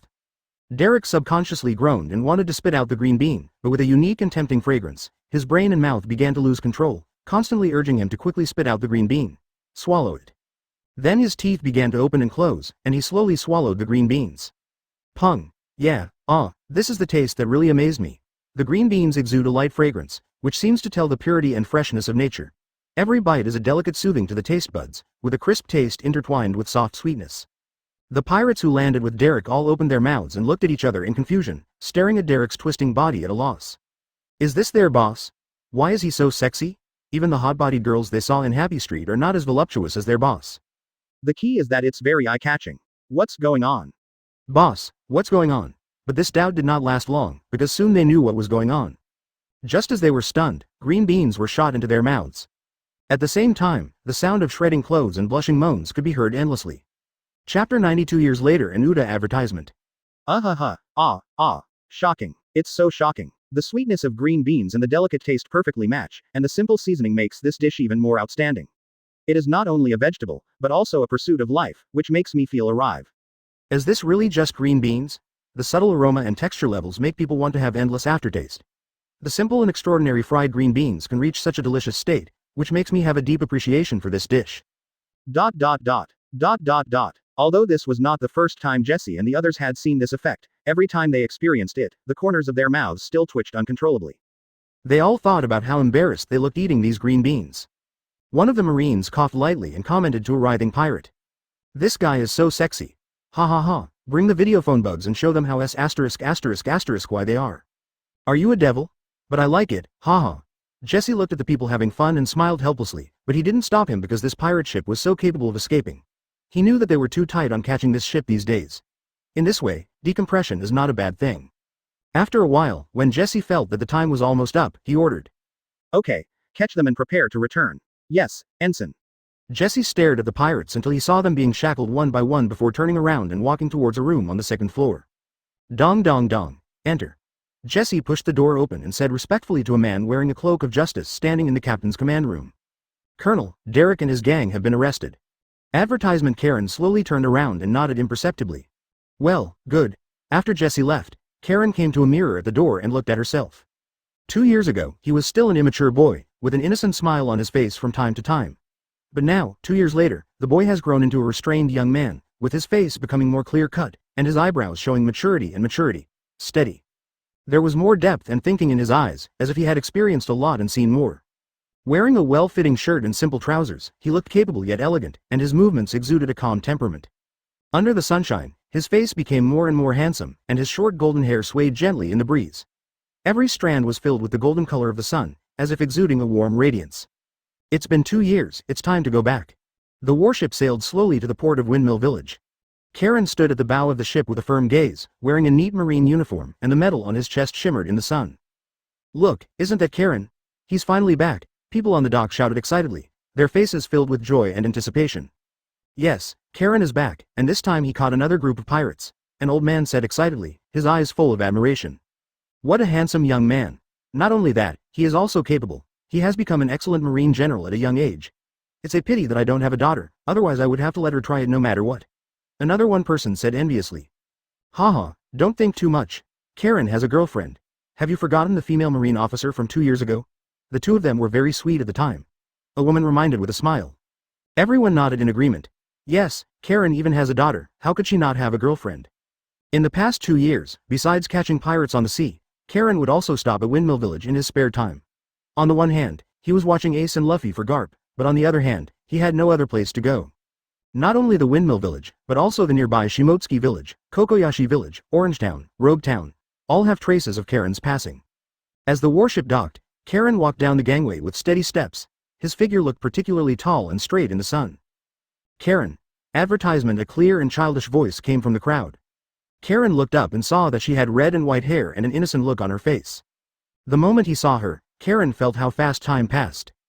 2 years ago, she could only babble and call her name indistinctly, but now she speaks clearly and can walk and jump. Behind her is the mermaid Delica. When Karen is away, Delica helps take care of Uda. Sometimes Maginot will also come to visit Uda. Just as Karen expected, as soon as Uda could speak, she showed her amazing musical talent. Karen did not hide her life experience from Uda. She told her life experience when she remembered it. Therefore, Karen did not ask Uda to call him father. This was because Karen felt that she was still young. He nodded slightly to Delica, then lowered his head, stretched out his hand and rubbed Uda's head. Uda has grown up. Karen looked at the girl in front of him and couldn't help but sigh. Did Karen bring me something delicious when she came back this time? Uda rubbed Karen's hand with her hair, narrowed her eyes slightly, like a cute kitten. She moved closer to Karen. His eyes shone with anticipation. I finished the dried fish Uda from last time. Karen laughed dumbly, took out a lollipop from his jacket pocket, handed it to Uda, and said with a smile. How could I forget you, glutton? These lollipops were also caught by Karen in his spare time. When Uda saw the lollipop, she had an expression of surprise on her face. She immediately reached out to take it, couldn't wait to tear open the wrapping paper and put the candy into her mouth. She savored the sweet taste, with a satisfied smile on her face. Let's go back first. Karen bent down and held Uda in his arms lovingly, while Uda hugged Karen's neck tightly, enjoying this warm moment. Howl. Chapter 91. Goodbye advertisement, Brother Karen. As soon as they returned to the tavern, Maginot's voice reached Karen's ears. Girls themselves are relatively precocious. In the past 2 years, Maginot's height has been close to his chest. Compared with her previous childish appearance, she now has a bit more girlish charm. She ran to Karen excitedly with a huge smile on her face. Today is as energetic as ever. Karen smiled slightly and looked at the girl in front of her with warm eyes. Thanks to Brother Karen for guarding the East China Sea these years, our life has become better. Maginot was a little shy when Karen stared at her. The girl was Waichun's age. When she met a capable marine like Karen, it was inevitable that a little shy, not to mention Karen is very good looking. Karen sighed. During these years in Donghai, he had lived a very comfortable life. This feeling was as silent as the spring rain, paralyzing his body and mind all the time. Sometimes he would think, just this is good, since he has nothing to fight for now. Of course, this thought only lasted for a moment, because he still remembered who he was, and he would not allow himself to live indulgently in his new life. The passion and fighting spirit deep in his heart had never dissipated. It's time to say goodbye, Karen said softly. I came back this time to leave. Maginot's smile froze on her face, but then it climbed back onto her cheeks. That's it, then I wish Brother Karen a happy journey. She had known for a long time that Karen would not stay in the small windmill village. There were more worlds waiting for him in the distant future. Although she had known it for a long time, she did not imagine that this day would come so quickly and so unexpectedly, so she inevitably felt a little disappointed. She whispered. Will you come back? Her tone was pleading and expectant. Haha, silly girl. What are you thinking about? Karen wanted to reach out and touch the girl's hair, but felt that this was too rude, so she just raised her hand slightly, suspended it in the air, and said with a smile. I have long regarded myself as my own home, and I will probably be like Garp. Although I won't be here all the time, I will come back to visit as long as I have time. Just don't think I disturb you. Maginot nodded vigorously, smiling like a flower. No, then it's agreed. I still want to see what little Uda will look like when he grows up. Uda blinked. She still didn't understand what saying goodbye meant, and said in a sweet voice. When Uda grows up in the future, she will definitely be as beautiful as Sister Maginot. Maginot reached out and poked Uda on the face, and said with a smile. Uda will definitely look better than me in the future. After speaking, he looked at Karen and both of them smiled. Gorbo Mountain, near where Dayton's family of bandits gather. Karen was carrying a large backpack and leading Uda, and the figures, one large and one small, were walking in the dangerous Gorbo Mountains. In addition to saying goodbye to Maginot, he was also going to say goodbye to Dayton and the others, and also went to see Ace. Thinking of Ace, he had a headache. The 5-year-old Ace is no longer as well behaved as he was when he was 3 years old. Ace's character is becoming more and more rebellious. His heart is filled with the desire for freedom and the confusion that he was born in the mountains. He had no playmates since he was a child. The only ones he could play with were bandits and small animals in the mountains and forests. Karen. Advertisement. A clear voice stopped Karen and Uda, who were walking deep into the Gorbo Mountains. Karen looked up and found a little moderate child lying on a branch of a tree looking at him intently. Feeling Karen's gaze, Ace jumped down from the tree, took 3 steps at a time and came to Karen's side, then without saying anything, he stretched out his palm. Karen's mouth twitched slightly. Had she become the king of children? What did you call me? Karen looked serious and stared at Ace seriously. Karen. Ace looked a little uncomfortable, but still raised his head stubbornly. Pung. Karen punched Ace on the head, and his head instantly swelled up into a big bump. It hurts. Stick education is not advisable, but it is really easy to use, and it is very enjoyable. Say it again. Karen raised his fist with a threatening look in his eyes. Ace looked at Karen's fist and then compared it with his own. So, he gave in. Uncle Karen. Uncle Karen. Huh, that's about right. Karen nodded with satisfaction, then reached out and pressed his shoulder. Do you remember? Ace curled his lips, pointed at Uda, and said unconvinced. Why doesn't she scream? There are so many reasons why, because I won't let it, Karen said confidently. Uda tilted his head and looked at Ace. Maybe I'm more obedient. Uda has been living in Windmill Village since she can remember. In addition to playing with other playmates in the village, the most special one is her brother in the mountains. She didn't understand why Ace was so different, just like she didn't understand why Karen always left Windmill Village. Ace rolled his eyes and muttered. What's so good about being obedient? Ahem. Karen coughed slightly and looked at Ace, who was about to move. Ace quickly covered his mouth. He knew that Karen was really beaten. Where's my delicious food? Advertisement. Ace reached out again. Karen rolled her eyes at Ace and said angrily. Go back first, and I'll give it to you when I get back. After walking for 10 minutes with Uda in my arms, I finally arrived at Dayton's family's cottage. Brother Karen, come to see Ace again. Dayton wasn't as scared when she saw Karen as she was when she saw Garp, maybe because of Karen's friendly appearance. Well, look at you two. Karen smiled slightly and took off the backpack he was carrying on his back. Inside was the food he caught in the sea, including various snacks and fruits. Dayton used to be very good at trying to shirk it, but since she tasted these foods, she has become rude. How long do you plan to stay this time? As a bandit, she naturally didn't care about etiquette and directly opened the backpack handed over by Karen. After leaving Karen's backpack, Ace naturally wouldn't let it go. In the blink of an eye, he rummaged through several packages of chicken drumsticks and hid in the corner to eat them with a swish sound. Damn brat. Dayton roared angrily, but she made no move to stop him. Only after Ace found a satisfactory snack, she pretended to take out a big chicken drumstick from it and smashed it at Ace, as if she wanted to use the drumstick to kill Ace, smashed to death. Damn it. Ace reached out to take the big chicken leg and glared at Dayton. Alas, she obviously cares about Ace. Karen looked at this scene in a funny way. He knew that Dayton cared about Ace, but as a bandit, she couldn't express it. You must know that later, when Ace died, Dayton personally beat the man she respected most in her life. What are you looking at, you brat? Dayton snorted coldly, took out a pack of brightly colored spicy strips from his backpack, opened the package and tasted it without caring about others. Suck, this is the smell. Dayton gave a thumbs up and praised. There are so many snacks, but she only likes spicy strips. The taste fascinates her. I'm ready to leave. Karen looked at Dayton funny and said calmly. 2 years are up, I'm going back to Marine headquarters. Dayton was stunned and put away the spicy sticks in her hand, her eyes filled with tears. Woo woo woo, why are you so fast? I can't let you go. I think you are reluctant to part with spicy strips. Karen looked as usual and said with a smile. We'll come back. Dayton wiped the tears from the corners of his eyes and closed the backpack Karen brought. She cleared her throat, her expression twisted, and then she seemed to have made up her mind. In that case, let me sing a farewell song for you. Chapter 92 Set Sail. Advertisement. I think you want to sing it yourself. Fortunately, I came to the mountain to bring you food when I was fine. You actually want to retaliate against me. The corner of Karen's mouth twitched slightly, there were faint beads of sweat falling from her forehead, and she refused continuously. No. No. Okay. Uda likes to listen to music the most. Uda chuckled, her eyes curved into crescent shapes, revealing immense joy and expectation. No, I swear, you won't like it.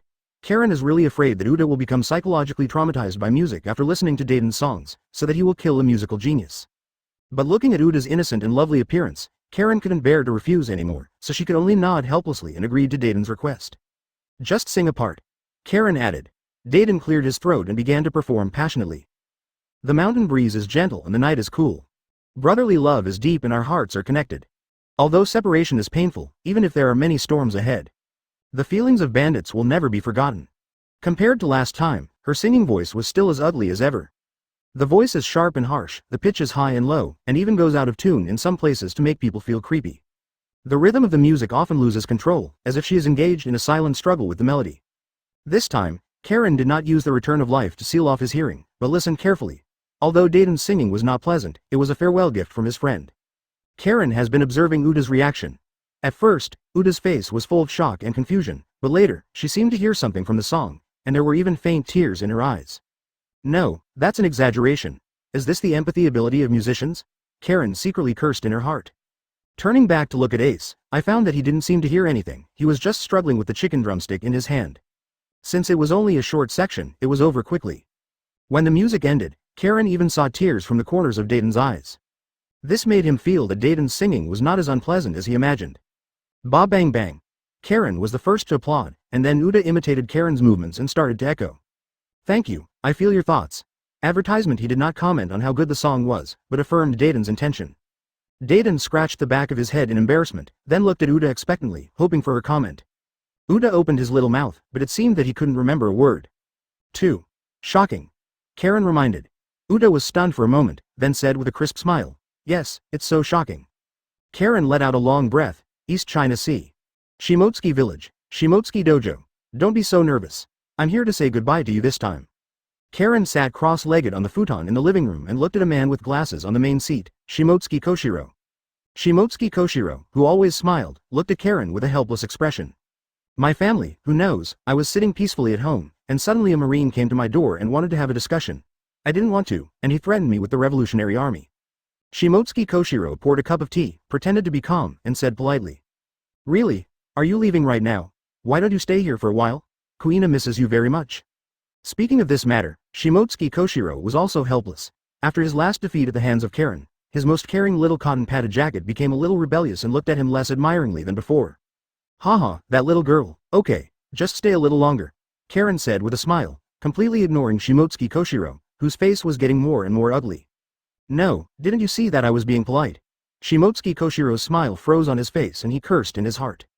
Seeing that his face was getting more and more ugly, Karen decided not to tease him anymore, and said seriously, I'm just kidding, I've been in the East China Sea for too long, I really should leave this time. Shimotsuki Koshiro breathed a sigh of relief, and the smile reappeared on his face. Ha ha ha, then I won't give it away. He just wanted to send this evil star away quickly. Karen. At this moment, a quick voice came from outside the door. The sound was like the chirping of birds in the morning, crisp and sweet. Advertisement. A girl poked her head out of the door. She was 5-year-old Kuina. She had been hiding at the door and eavesdropping for a long time. She couldn't help but speak out when she heard Karen was about to leave. Haha, Kuina. Karen was not surprised by this, he had already sensed Kuina's arrival with his sense of sight. You want to leave Donghai? Yes, take me away. Shimotsuki Koshiro's mood is like a roller coaster. When he heard Karen's arrival, he felt excited, then he heard that he was leaving, and then he felt relieved. When he was reluctant to stay, he felt worried again, then Karen refused and came down again. Just when he finally sent Karen away, his little cotton-padded jacket came out again and wanted to go with Karen. You know, Kuina is only 5 years old. Although he knew that Kuina was not leaving because of the relationship between a man and a woman, he still couldn't help but feel a pain in his heart when he thought that his little cotton-padded jacket was leaving with a man. Nonsense. He angrily scolded Kuina. Do you know where Karen is going? Just go with him. Girls should stay at home honestly. I shouldn't have promised her to learn swordsmanship in the first place. Kuina had never seen such an angry father before, and she was a little at a loss.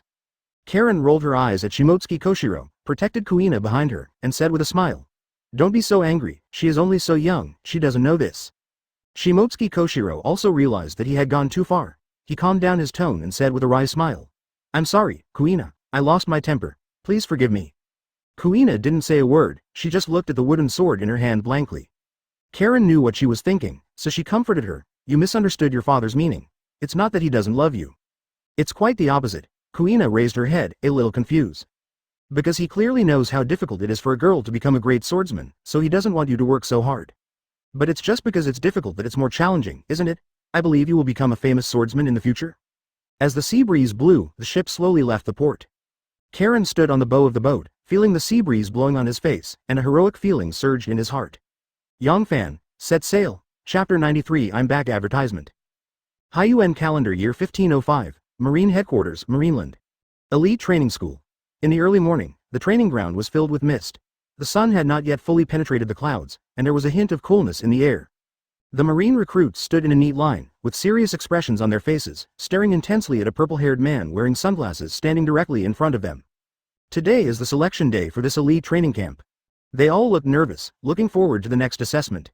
Everyone, Zephyr said, his voice loud and firm, today is the selection day for the elite training camp.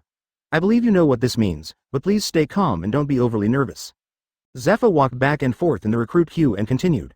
I have seen too many people perform very well in training, but when it comes to the real test of the battle, they are unable to perform at their true level. This is because they are not mentally prepared. Zephyr stopped and glanced at each recruit. No matter how good you are in training, once you face the pressure of actual combat, your unstable mentality will affect your performance. Therefore, today is not only a test of your physical fitness, but also a challenge to your mental fitness.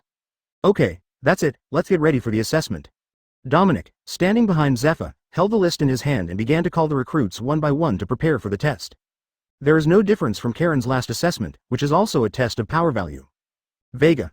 Power value. 511. Qualified. Zephyr stared at these recruits and sighed imperceptibly. With the advent of the Great Pirate Era, more and more young people have chosen to go to sea to become pirates in pursuit of wealth and freedom. This trend is like a violent storm, sweeping across the entire ocean, making countless people yearn for it. However, behind this choice, Marines newcomers face unprecedented challenges and pressure. This also makes it difficult for the current new generation of Marine to have some impressive seed players. But it's not like there are no real monsters. Zephyr thought of Karen, a smile appeared on his lips, and he murmured. Advertisement, it's been 2 years, it's time to come back. Meanwhile on the other side, an honest-looking but wretched General Marine held a bouquet of roses in his hand and led a group of Marines to block the way to Guillaume. Guillaume sighed helplessly, with a grim look on his face. Ji, what do you want to do? Ji took out a small mirror from his pocket, winked at himself in the mirror, and casually scratched his hair back with his hands. After making sure that his hairstyle was perfect, he nodded with satisfaction and said Guillaume showed a confident smile. Guillaume, my goddess, Cake endured the excitement in his heart, with a deep look on his face. Guillaume, do you know, you are my key, because only you can open the shackles of my heart. Guillaume's face became increasingly gloomy. Cake glanced at Guillaume secretly, and saw that the effect didn't seem to be very good. He cleared his throat and continued. I wanted to write you a poem, but my literary talent does not match your beauty, so I decided to say it directly. I like you. Pung. Guillaume kicked Cake in the lower abdomen. Cake groaned and clutched his stomach. The confidence on his face instantly disappeared, and his expression became distorted and painful. He staggered back a few steps and fell to the ground. The surrounding Marines couldn't help but snicker, obviously they were already used to this scene. How many times has this happened? A Marine officer who came with Jachi asked curiously. I don't know, but I think it's at least 50 times. Another Marine officer smiled and shook his head, with a hint of sympathy and helplessness in his eyes. This guy is really a tireless pursuer. Even if he gets kicked every time, he still enjoys it. Maybe, this is that guy's purpose. The Marine officer standing behind the two men swallowed his saliva while looking at Guillaume's long white legs. This kid, there's something wrong with you. The Marine officers standing next to him moved a step away from him.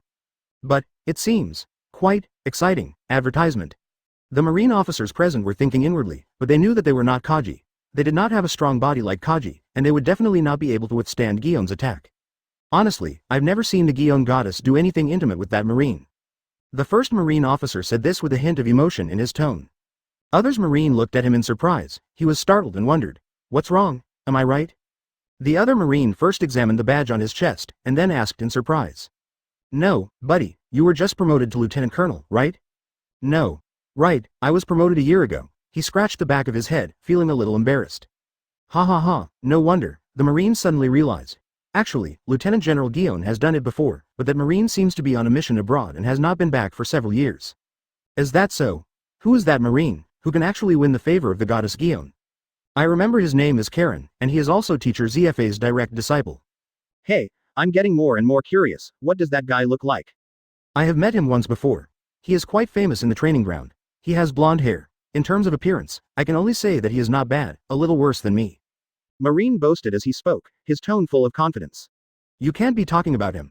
Marine, who asked at the beginning, patted his shoulder, pulling him out of his fantasy, and pointed to a smiling Marine in the distance. Their gazes followed his fingers, and everyone saw a smiling young Marine. He had blonde hair, a handsome face, and deep eyes. The most eye-catching thing was that he was holding an immature little girl in his arms. The little girl was in Marine's arms, her eyes showing curiosity about the world. From time to time she pointed to the training ground in the distance with her little finger. She seemed to be full of interest in the soldiers' training. Her innocence made the surrounding atmosphere change. Soften up. The reason why he was sure that the young man in front of him was the Marine he described was because he saw the originally aloof goddess actually showing a bright smile to that Marine. That smile is like a flower in spring, blooming at the moment when everything revives, warm and bright. At this time, Karen seemed to notice their gazes and smiled slightly in their direction as a greeting. Karen carried Uda and came to Guillaume. Looking at Guillaume, which had not changed at all after 2 years, he laughed softly. I'm back. Chapter 94. Yes, we have a child advertisement. Oh. Guillaume's answer was very calm, but the slightly raised corners of her mouth indicated that she was very happy inside. Karen was a little helpless at Guillaume's reaction. She was always like this, being distant and close to her. Karen, is she the mother? Uda poked Karen's chest with her finger and asked curiously. She knew that she was rescued from the pirates by Karen, and she also knew that there was another woman who rescued her with Karen. What? Mom. Uda's voice was not loud, but all the Marines present were aware of it, so they all heard it. Not only did they hear Uda's inquiry, they also seemed to hear their own heartbroken voices. It turned out that their goddess had already had a child. The one who had the biggest reaction was Jaji. He jumped up from the ground and couldn't care less about the pain in his stomach. What? Cake looked in disbelief. He pointed at Guillaume and Karen, and then looked at Uda, who blinked at him with an innocent look on his face. This is your child? Tell me this is not true. Neither Karen nor Guillaume spoke. Jaji was desperate, and his stretched out fingers began to tremble.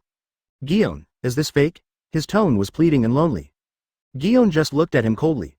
Seeing that Guillaume ignored him, he focused on Karen, his throat rolled, and his tone was hoarse. Karen, please say something. Karen couldn't bear to see Jaji like this, so he couldn't help but deny it. No. Yes, we have a child. At this time, Guillaume suddenly interrupted Karen, extinguishing the last glimmer of hope in Cake's heart. Uda is my daughter. Guillaume raised his head slightly, his gaze firm, without any hesitation. Jaji's face was full of disappointment, as if he had been punched. He lowered his head in a daze, then slowly sat on the ground, crying hoarsely. No. Guillaume. Advertisement. This is not true. This is a fact. Guillaume replied calmly, without any fluctuation in his tone. Turning to focus on Uda, her eyes were doting and her tone was soft. Little Uda has grown up. Mom is really beautiful, just like Karen said, Uda said in a sweet voice. Guillaume's cheeks turned red. He glanced at Karen and said with a smile, is it true? Karen really said that? That's true. Uda nodded seriously. Karen blushed. Why didn't he remember what he said? Haha, Uda is so good. Guillaume pinched Uda's cheek, and the two started chatting without caring about other people's eyes. The surrounding Marine officers looked at each other, their inner shocks indescribable. One of the officers walked up to Jaji and reached out to help him up from the ground. He didn't know how to comfort him, but just patted him on the shoulder. Jaji leaned on his shoulder and sobbed like a child, with runny noses and tears. The officer who helped him up had a stiff face and wanted to push him away, but he couldn't bear it, so he gathered a group of people and prepared to leave this place of right and wrong. Guillaume noticed that more and more people were gathering here. She looked at Karen and asked with a straight face. Thank you for knowing how to come back.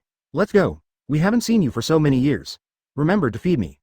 Jaji stumbled, pushed away the Marine officer who was supporting him, and ran wildly into the distance, crying while running. At that moment, it seemed that all the grief, anger and pain turned into steamed bun tears and poured down. Karen looked at Guillaume speechlessly. Why are you so ambiguous? What's wrong? Isn't it okay? Is there something wrong with what I said? Guillaume curled his lips and responded nonchalantly. This is true. Strictly speaking, Uda is indeed her and Karen's child, but not her biological child. Feeding her is indeed just feeding her. There is really no lie. Guillaume pouted and said dissatisfiedly, and it's not your fault. Since I ate the food you cooked, everything else I eat is tasteless. You have to be responsible. Karen held her forehead and couldn't help but laugh. You are still the same as before. Okay, congratulations, Lieutenant General Guillaume. Is this how you congratulate me? Guillaume stared at Karen, very dissatisfied. Karen smiled cheerfully, then took out a brick-shaped object from the backpack behind her and handed it to Guillaume. Now, this is the gift I prepared for you, advertisement. Guillaume took it and weighed it in his hands. It was quite heavy. What is this? A brick? Yes, Karen said seriously. Get out. Guillaume was impatient and unwrapped the black cloth directly here. A square stone appeared in front of her eyes. It was a whetstone with a rough surface. Whetstone? Guillaume stared at Karen with an unkind expression. Ahem. Karen smiled awkwardly and said seriously. This is not an ordinary whetstone, but a whetstone in the hands of a master forger. Isn't that still a whetstone? Guillaume narrowed his eyes slightly, his tone full of disdain. This is the heirloom of that blacksmith master. I spent a lot of time trying to get it. Karen argued hard that he obtained this from Shimotsuki Koshiro. It took a lot of effort at the time, which is why he hates himself so much. It turns out it's a second-hand product. Guillaume rolled his eyes with contempt. Karen's face turned red when he was told this, and he became angry and said, do you want it or not? Want. Guillaume answered quickly, and then quickly wrapped the stone. Snort. After saying so much, he finally stopped it. Karen secretly cursed in her heart. Seeing her putting the gift away, Karen continued. Let's see Teacher Zephyr first. You haven't gone to see it yet. Guillaume couldn't believe it. She thought Karen had already seen Zephyr, and then she said coyly. So, you came back to see me first? Yes. Karen answered with a guilty conscience. In fact, this trip was originally to see Zephyr, but he just happened to pass by. What about your little girlfriend? Guillaume is a bit tasty. I said, I just have a normal relationship with her. Karen quickly denied it. For Tina, he actually felt quite sorry for her. It was a ridiculous thing he did when he first came to this world. Now thinking about the scene in the cafeteria, he still feels a little physically uncomfortable. Guillaume said angrily. Yo. I haven't mentioned the name yet, Major General Karen already knows who I'm talking about. This expression reminded Karen of Kizaru. Karen coughed lightly. No matter how stupid he was, he knew he shouldn't mention another girl in front of a girl. Okay, don't talk about this, let's go. Teacher Zephyr should be at the training ground. Chapter 95 called Grandpa Advertisement Elite Training Camp. ZFA's office. Teacher, 367 people have passed this year. Dominic looked at Zephyr carefully. Compared with the last test, this time he was cut in half. You must know that there were only 500 people who passed the assessment in the past, but this year, he has predicted that fewer and fewer people may pass the assessment in the future. It's not because the exam is difficult, but because many people with potential choose to go to sea and become pirates. With the continuous development of the pirate era, more and more young people are attracted by freedom and adventure, and they have embarked on the road of pirates. 367 people, which is much less than in previous years. Zephyr finally spoke, his voice low. However, this does not mean that these new troops have no potential. I believe that they will become the backbone of our marine in the future. Dominic nodded. Yes, although the number of students has decreased, the quality of these students cannot be underestimated. Everyone is a leader among recruits. Zephyr sighed and said slowly, I hope there will be a few more geniuses like Sakaski and Karen. Speaking of Karen, I remember it's been 2 years since he left the East China Sea. Dominic didn't know the terms of the negotiation between Zephyr and the 5 elders, and he felt a little emotional when he mentioned Karen. He still remembers the first time he was pulled out by Zephyr as a sparring partner to show the 6 moves to the recruits of that year. Everything went smoothly. Until I met Karen, he actually had such a magical devil fruit. After he was defeated, although he said that he would do whatever it takes on the battlefield, deep down in his heart, he actually never felt that he had lost. He was just unlucky and happened to meet a weird devil fruit user. But only after 2 months did he know what a monster was. He was defeated again, also at the hands of Karen, and this was Karen who did not use the devil fruit. This time he was convinced that he lost. From that day on, he decided to be an instructor in the recruitment training camp because his talent was not very good. He was where he is today because of his own hard work and sweat, so he decided to be like Z in this way. He can teach a few real monsters like Karen. Yeah, 2 years. Dong dong dong. There was a knock on the door. Zephyr and Donamiga looked outside the door, and a recruit appeared at the door. Instructor. What's up? Advertisement. The recruit was a little nervous. He gritted his teeth and finally said, We, the few students who can still move, would like to invite you to have a meal with us. Dominic looked at Zephyr and asked his opinion with his eyes.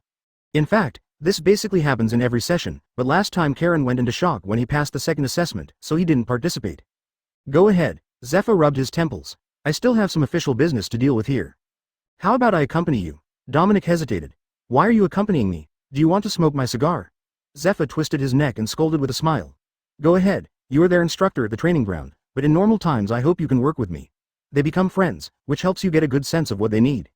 Yes. Dominic saluted. Then he glanced at a recruit who entered the door, and the two of them walked away together. Oh, this kid is still so serious. Zephyr shook his head helplessly. Although he is not a very serious person, sometimes he is like this. His majesty comes from his status. Marine General, Marine Chief Instructor. Not everyone had the guts to be as casual in front of him as Karen. Dong dong dong. About 3 minutes passed. The door was knocked again. Zephyr didn't even raise his head and said casually, Come in. Crunch. The door was pushed open, but Zephyr still didn't raise his head. He was holding the list that Dominic handed over earlier and was looking at their information carefully. As before, most of these people are elites from various branches and relatives of Marine headquarters. Of course, Zephyr will not favor them because of their status and background, but it is the same in every world. Dragons give birth to dragons. As the descendants of Marine headquarters generals, they are naturally more qualified and more capable than others, have talent. Therefore, they are often more likely to pass the exam than others. Smoking? Karen's voice reached ZFA's ears, but he didn't seem to hear it at all, or it could be said that his mind was only on reviewing the information. No, Zephyr said casually, his eyes still staring at the information form in his hand. Advertisement. Crack. The sound of the lighter reached Zephyr's ears. He frowned slightly, and then, as if he thought of something, he immediately looked up. He saw a young man in a marine uniform smiling at him in the smoke. Karen. Karen. Zephyr threw aside the information form in his hand, stood up suddenly, and looked at the young man in front of him. Ahem. Let me tell you, why is it still so difficult to smoke? Karen put out the cigar in his hand. In the past 2 years, because of Uda's existence, he rarely smoked. The cigar he just lit was on Zefe's table. He didn't like cigars himself. Ha ha ha, you are such a kid. Zefe thought of the first time Karen came to his office and the first time he saw Karen smoking a cigar. His behavior was no different from 2 years ago. Zefe put away the cigars on the table and cursed with a smile. You brat, you really don't know the good stuff. Do you know how expensive this one is? It's such a waste. Karen also smiled. He walked straight to Zefe, opened his arms and gave him a big hug. I'm back, teacher. I'm sorry. Zefe's tone was a little low. He fought for Karen's devil fruit for 2 years, but the result was that Karen was abandoned in the East China Sea for 2 years. It's not your fault. I'm very grateful to you, really. Karen let go of Zefe and said seriously. I have lived a good life in the past 2 years and made great progress. Zefe stared at Karen seriously, his eyes flashing with sharp light, as if he wanted to see his innermost thoughts through his eyes. Then, he suddenly stretched out his fist and lightly punched Karen's chest. At the same time, he raised the corners of his mouth, showing a faint smile, and said, Really, let me see your level later. I won't let you down. Karen's tone was full of confidence. So, both of them laughed. Ahem, okay, let me introduce someone to you. Karen suppressed the smile on her lips and said seriously, You have to be mentally prepared. What? Zefe opened his eyes wide. Seeing Karen's serious expression, he had a vague guess in his mind. Come in. Karen turned around and opened the door handle. 2 figures, one large and one small, appeared in front of Zefe. She is Uda, your adopted daughter? Zefe was actually not surprised, because he had actually been in contact with Karen for the past 2 years, so he knew that Karen had an adopted daughter. Yes, Karen took Uda's little hand and brought her to Zefe with a smile on her face. Call Grandpa. Chapter 96 Pink Fruit Advertisement. Grandpa, Uda said crisply, her voice milky and milky, sounding as cute as a little angel. Her big eyes sparkle with innocence and curiosity, making people want to hug her. Grandpa. These 2 words were like a bolt of lightning, splitting open the mud in Zefe's mind. This word was so unfamiliar to him, as if it had been forgotten in a corner by time. Since his wife and son were killed by cruel pirates, he has been trying to numb himself with work over the years. Although he remains calm on the surface, he has always been swallowed up by endless pain and regret in his heart. He often blamed himself and asked himself, if he had not insisted on being a no-kill general, would everything have been different? Will he not lose his beloved family member? At that time, Zefe firmly believed that justice should be achieved through tolerance and redemption, rather than killing. However, it was precisely because of his belief that the heinous pirates continued to do evil, which ultimately led to the tragic death of his wife and children. Now, facing this angel-like little girl in front of him, he fell into a trance. He asked subconsciously, What did you call me? The voice was trembling and filled with hope. Uda seemed to be frightened by Zefe's appearance. She turned slightly sideways and hid behind Karen, looking up at Karen. Karen looked at her with encouraging eyes. Grandpa, Grandpa. Uda plucked up the courage and shouted again. Ha ha ha, good, good, good. Although Uda's voice was very small this time, it was like a thunder in Zefe's ears. He was dancing excitedly, like a child, and was no longer as serious and deep as before. I have a family again, and I will no longer be alone. Zefe bent down and wanted to hold Ula in his arms, but when he saw Uda's expression at this time, he immediately realized that he was acting a little out of character. Ahem, he coughed awkwardly, touched the back of his head, and looked for something on his desk.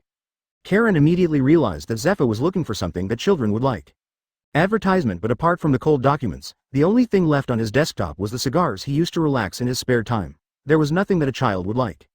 You can't give Uda a box of cigars, although that thing seems to be very valuable. Karen calmly took out a candy from his coat pocket and wanted to hand it to Zefe. But at this moment, Zefe seemed to have thought of something. His eyes lit up, he turned over Karen, squatted down slowly, rummaged for something inside, and then took out a piece of fruit from a safe. The pedicle of this fruit is in the shape of a green musical note, a round sphere. The whole body is pink, with swirling patterns all over the surface, and the middle part is surrounded by circular lines that look like a staff. No, this is not an ordinary fruit, but a devil fruit. Zefe grabbed the fruit and came to Uda. He smiled and said, Grandpa, please eat fruit, okay?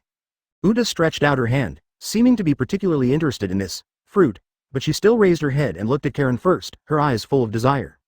Karen shook her head slightly at her. Then, she retracted her outstretched hand. Zefe also discovered this. He looked at Uda with relief. He could see that Uda wanted this fruit very much, but her upbringing told her not to accept things from strangers. The little girl could resist it. The more he looked at Uda, the more satisfied he became with this kind of temptation. But he wasn't so satisfied with Karen. Why don't you let her take it? Zefe stared at Karen with an unkind expression, his tone full of dissatisfaction. Karen didn't speak, but took the devil fruit from Zefe's hand. He looked at it carefully, and the more he looked at it, the more familiar it became. What kind of devil fruit is this? Is there an illustrated book? He asked while looking at it. Zephyr patted his head, bent down, took out a thin document from inside, and slowly opened it. Paramecia, the fruit of song. Zephyr handed the document in his hand to Karen. Karen didn't look, because he already had a guess and just needed Zephy's confirmation. Sure enough, it is really the song fruit, which is the devil fruit that Uda ate in the plot. This is a very powerful devil fruit. Uda relied on this fruit to become the boss in the movie version. Of course, this is not the point. The point is that although Karen does not know how Uda ate the song fruit in the plot, he definitely did not eat it in the hands of Zephyr. Because she is a pirate and Zephyr is a marine, there is no reason for the two of them to interact. Advertisement: the only thing they have in common is that they are both theatrical bosses. But now this devil fruit has indeed appeared here, which makes Karen feel incredible. Is it because of the butterfly effect, or? Karen thought of a later setting. Devil fruits will choose their masters. This seems to be the only explanation. How did you get this devil fruit? Karen returned the song fruit to Zephyr and asked curiously. Zephyr thought for a while and said, "A year ago, I led the last batch of students for practical training and captured it from pirates." After a pause, he added, "Originally, I wanted to leave it to the elite students of this class. It hasn't been allocated yet, so I haven't assigned it yet. However, I saw that Xiao Wuda liked it very much, so I decided to leave it to her to eat." Karen nodded and then asked Uda, "What do you think of that fruit?" Uda stared at the song fruit in Zephy's hand and said crisply, "I think it looks good, and it should also be delicious." Her eyes were always looking at the song fruit, and it was obvious that she wanted to eat it very much. Karen felt that she should first explain the pros and cons of devil fruits to Uda clearly, and then let her make her own decision. He didn't want Uda to eat it, because he remembered that, strictly speaking, Uda ended up in the plot because he ate the song fruit. But he will not stop Uda's own ideas because of his own arbitrary ideas. Listen Uda, this is not an ordinary fruit, but a devil fruit.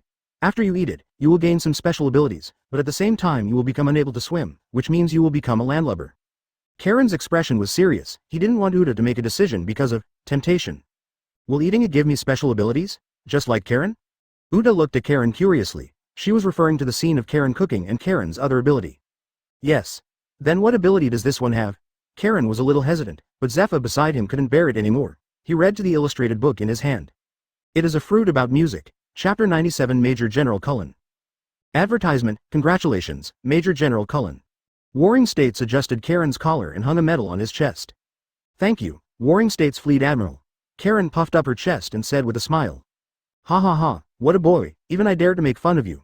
Warring States shook his head helplessly, not yet.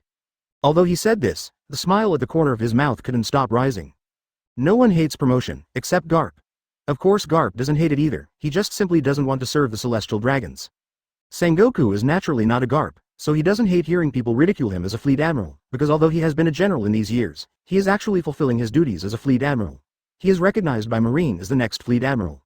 And there is no suspense about the next fleet admiral candidate.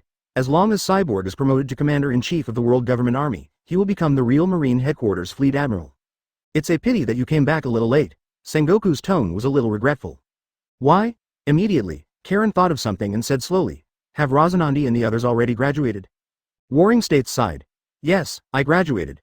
Where is he now? Karen stared into Sengoku's eyes. This is a very rude behavior, but considering the consequences of Rocinante's role in the plot, he can't care so much. In New World, I didn't expect that he went to New World before you. Sangguo poured a cup of tea and handed it to Karen. His expression did not waver at all, which made it difficult for Karen to judge whether what he said was true or false. Really, Karen said, feeling slightly relieved. He remembered that Rocinante was in North Blue when he was undercover. Yes, it is now the year 1505 of the Hainan calendar, and there are still 4 years before Rosandi's accident. He does not need to worry too much. After he has finished dealing with Vegapunk, he will go to North Blue and bring Doflamingo to the North Blue. His head was smashed. Although he didn't know whether his stay in Donghai was fueled by Doflamingo, it didn't stop him from arranging all this on Doflamingo, who gave him only this one enemy. After I finish dealing with Vegapunk, I should go to New World. Maybe I will meet him on the sea then. Karen drank a cup of tea. Haha, I think he will be very happy then. After bidding farewell to the Warring States period, Karen came to his residence in Marine. This place was not Karen's dormitory in the training camp, but the new residence assigned to him by Zephyr after he was promoted to Major General. Well, right next door to Zephy's house. This area is basically occupied by Lieutenant General Marine, and I don't know how Zephyr arranged for himself to be here. Advertisement. Push gate of opening. The voices of Yuta and Zephyr appeared in Karen's ears. Ha ha ha, Uda sings so beautifully, I will have others. Uda is so awesome. What are you singing? Karen approached the two of them and asked curiously. It was Karen who taught me the little swallow. Uda looked innocent. seeing that even people in a bad mood could forget their unhappiness. What's more, she can also sing. You said the song just now was taught to you by Karen. Zephyr opened his mouth wide. He listened to that song. It was very nice, he had never heard it before. Do you know these things? Karen touched her nose awkwardly. Be a little more knowledgeable. You know, after having children, you will passively master many skills. Zephyr nodded with deep understanding. He could sing before. Hey, Karen is amazing. He can also sing, Two Tigers, Little Rabbit, Be Good. Uda wanted to show off Karen's excellence to Zephyr, and she listed many children's songs in succession. Grandpa Zephyr, can you do it? Uda blinked and looked at Zephyr expectantly. Zephyr was speechless, but looking at Uda's expectant eyes, he gritted his teeth and smiled bravely. Of course I can, ha ha. Then you can sing. 1 master and 3 apprentices? Ha ha ha. Karen, standing aside, couldn't help but laugh out loud. He almost thought Uda was talking about little stars. Why are you laughing? Zephyr looked at Karen with a resentful look. He felt that his whole body was not good. It's nothing, I thought of something funny, you continue. Karen sat down on the sofa and watched the interaction between the grandfather and grandson with interest. Can you do it? Advertisement. Uda shook Zephy's arm, with an expectant look on his face that made Zephyr unable to say no, but he really didn't know how to be a master and 3 apprentices, and he had never heard of it. So, he shook his head. Sorry, I don't know this song. Uda was not disappointed, but his eyes lit up, and he said in a sweet voice, Grandpa Zephyr knows that song. I'm Little Marine. Zephyr pondered for a moment, thinking through all the melodies in his mind. It's a song that fits Zephy's image very well. Then can you let Uda listen? Uda is very interested in music. She has been surrounded by music since she was a child. Yes. It's okay. This old man, who had seen too many killings on the battlefield and was not nervous, was actually trembling when he spoke at this moment. He closed his eyes, took a deep breath, and tried to relax. I'm a little marine, driving a little gunboat. Don't be afraid of wind or waves, move forward bravely. The gunboats moved fast and the cannons aimed accurately. If the enemy dares to invade, we will beat him with such force that he will sink to the bottom of the sea. I was a little nervous at first, but then I sang more and more naturally. As expected of a marine general, I sang this song with great momentum. Yeah. Uda clapped her hands excitedly and smiled very happily. Grandpa Zephyr, you sing so well. Karen also clapped and sang really well. Zephyr was slightly stunned. He didn't expect Uda to praise him so much, and felt warm in his heart. That's right, I have been singing this song since I was a child. Yes, it sounds very good, especially the phrase boom boom boom. Karen imitated Zephy's voice and performed it vividly. Ha ha ha. Karen couldn't hold it back and laughed out loud. Zephyr rolled his eyes and smiled at Uda. Little Uda, did you just say that these songs were taught to you by Karen? Yes. But Grandpa has never heard Karen sing. Can you let Karen sing again? Okay, I haven't heard Karen sing for a long time. Then, Uda looked at Karen expectantly. Karen's smile froze on her face. Chapter 98 Comfortable Advertisement. Ha ha ha. It sounds so good. Zephyr imitated Karen and winked at Karen. Karen held her forehead, but she didn't expect Zephyr to be so revengeful. Okay, it's getting late, let's go out to eat together. Zephyr stood up from the ground, straightened his clothes, and prepared to leave with Karen. But he found that Uda didn't move. What's wrong, Uda? Zephyr asked with concern. I don't want to eat outside, I want to eat Karen's cooking. Uda pouted her mouth and looked at Karen expectantly. Can you still cook? Won't? Karen answered decisively. He didn't want Zephyr to appear in that ugly state. Then why? She was talking about snacks. Is that so? Zephyr felt something was wrong, and then he bent down and asked Uda. What delicious food does Karen usually cook for you? There are a lot of them, the kind of food that glows. Uda's eyes appeared in the shape of stars, as if she was caught up in beautiful memories. Glow? Zephy's head was filled with questions. Just when he was about to ask, Uda seemed to have thought of something and suddenly realized. I understand, Grandpa, you are not the eldest sister, so you can't eat Karen's cooking. She looked at Zephyr with a look of pity, and her tone was a little disappointed. It's such a pity that Grandpa can't eat Karen's cooking. The doubts in Zephy's heart deepened. What does it mean that the eldest sister cannot eat the food cooked by Karen? He glanced at Karen suspiciously. Karen's food is amazing. After eating it, you take off your clothes. Uda. Karen quickly stopped her, fearing that Uda would say something bad. Take off your clothes? Uda nodded and said nothing. With big sister. Uda continued to nod.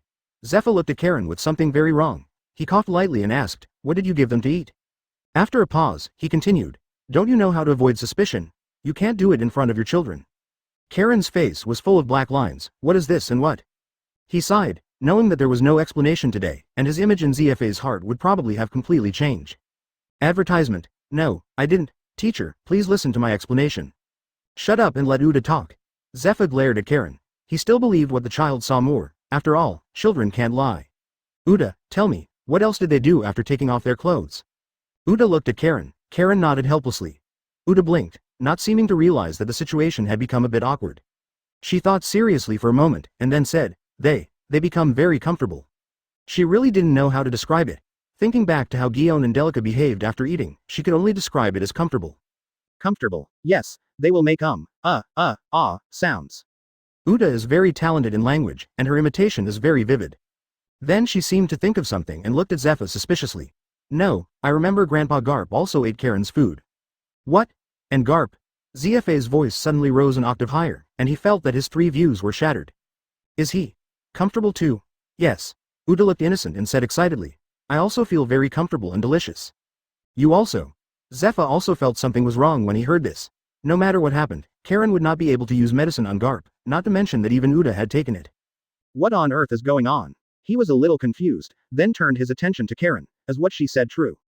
Karen could only admit it. He nodded, shook his head, and said helplessly, it's true, but it's not true either.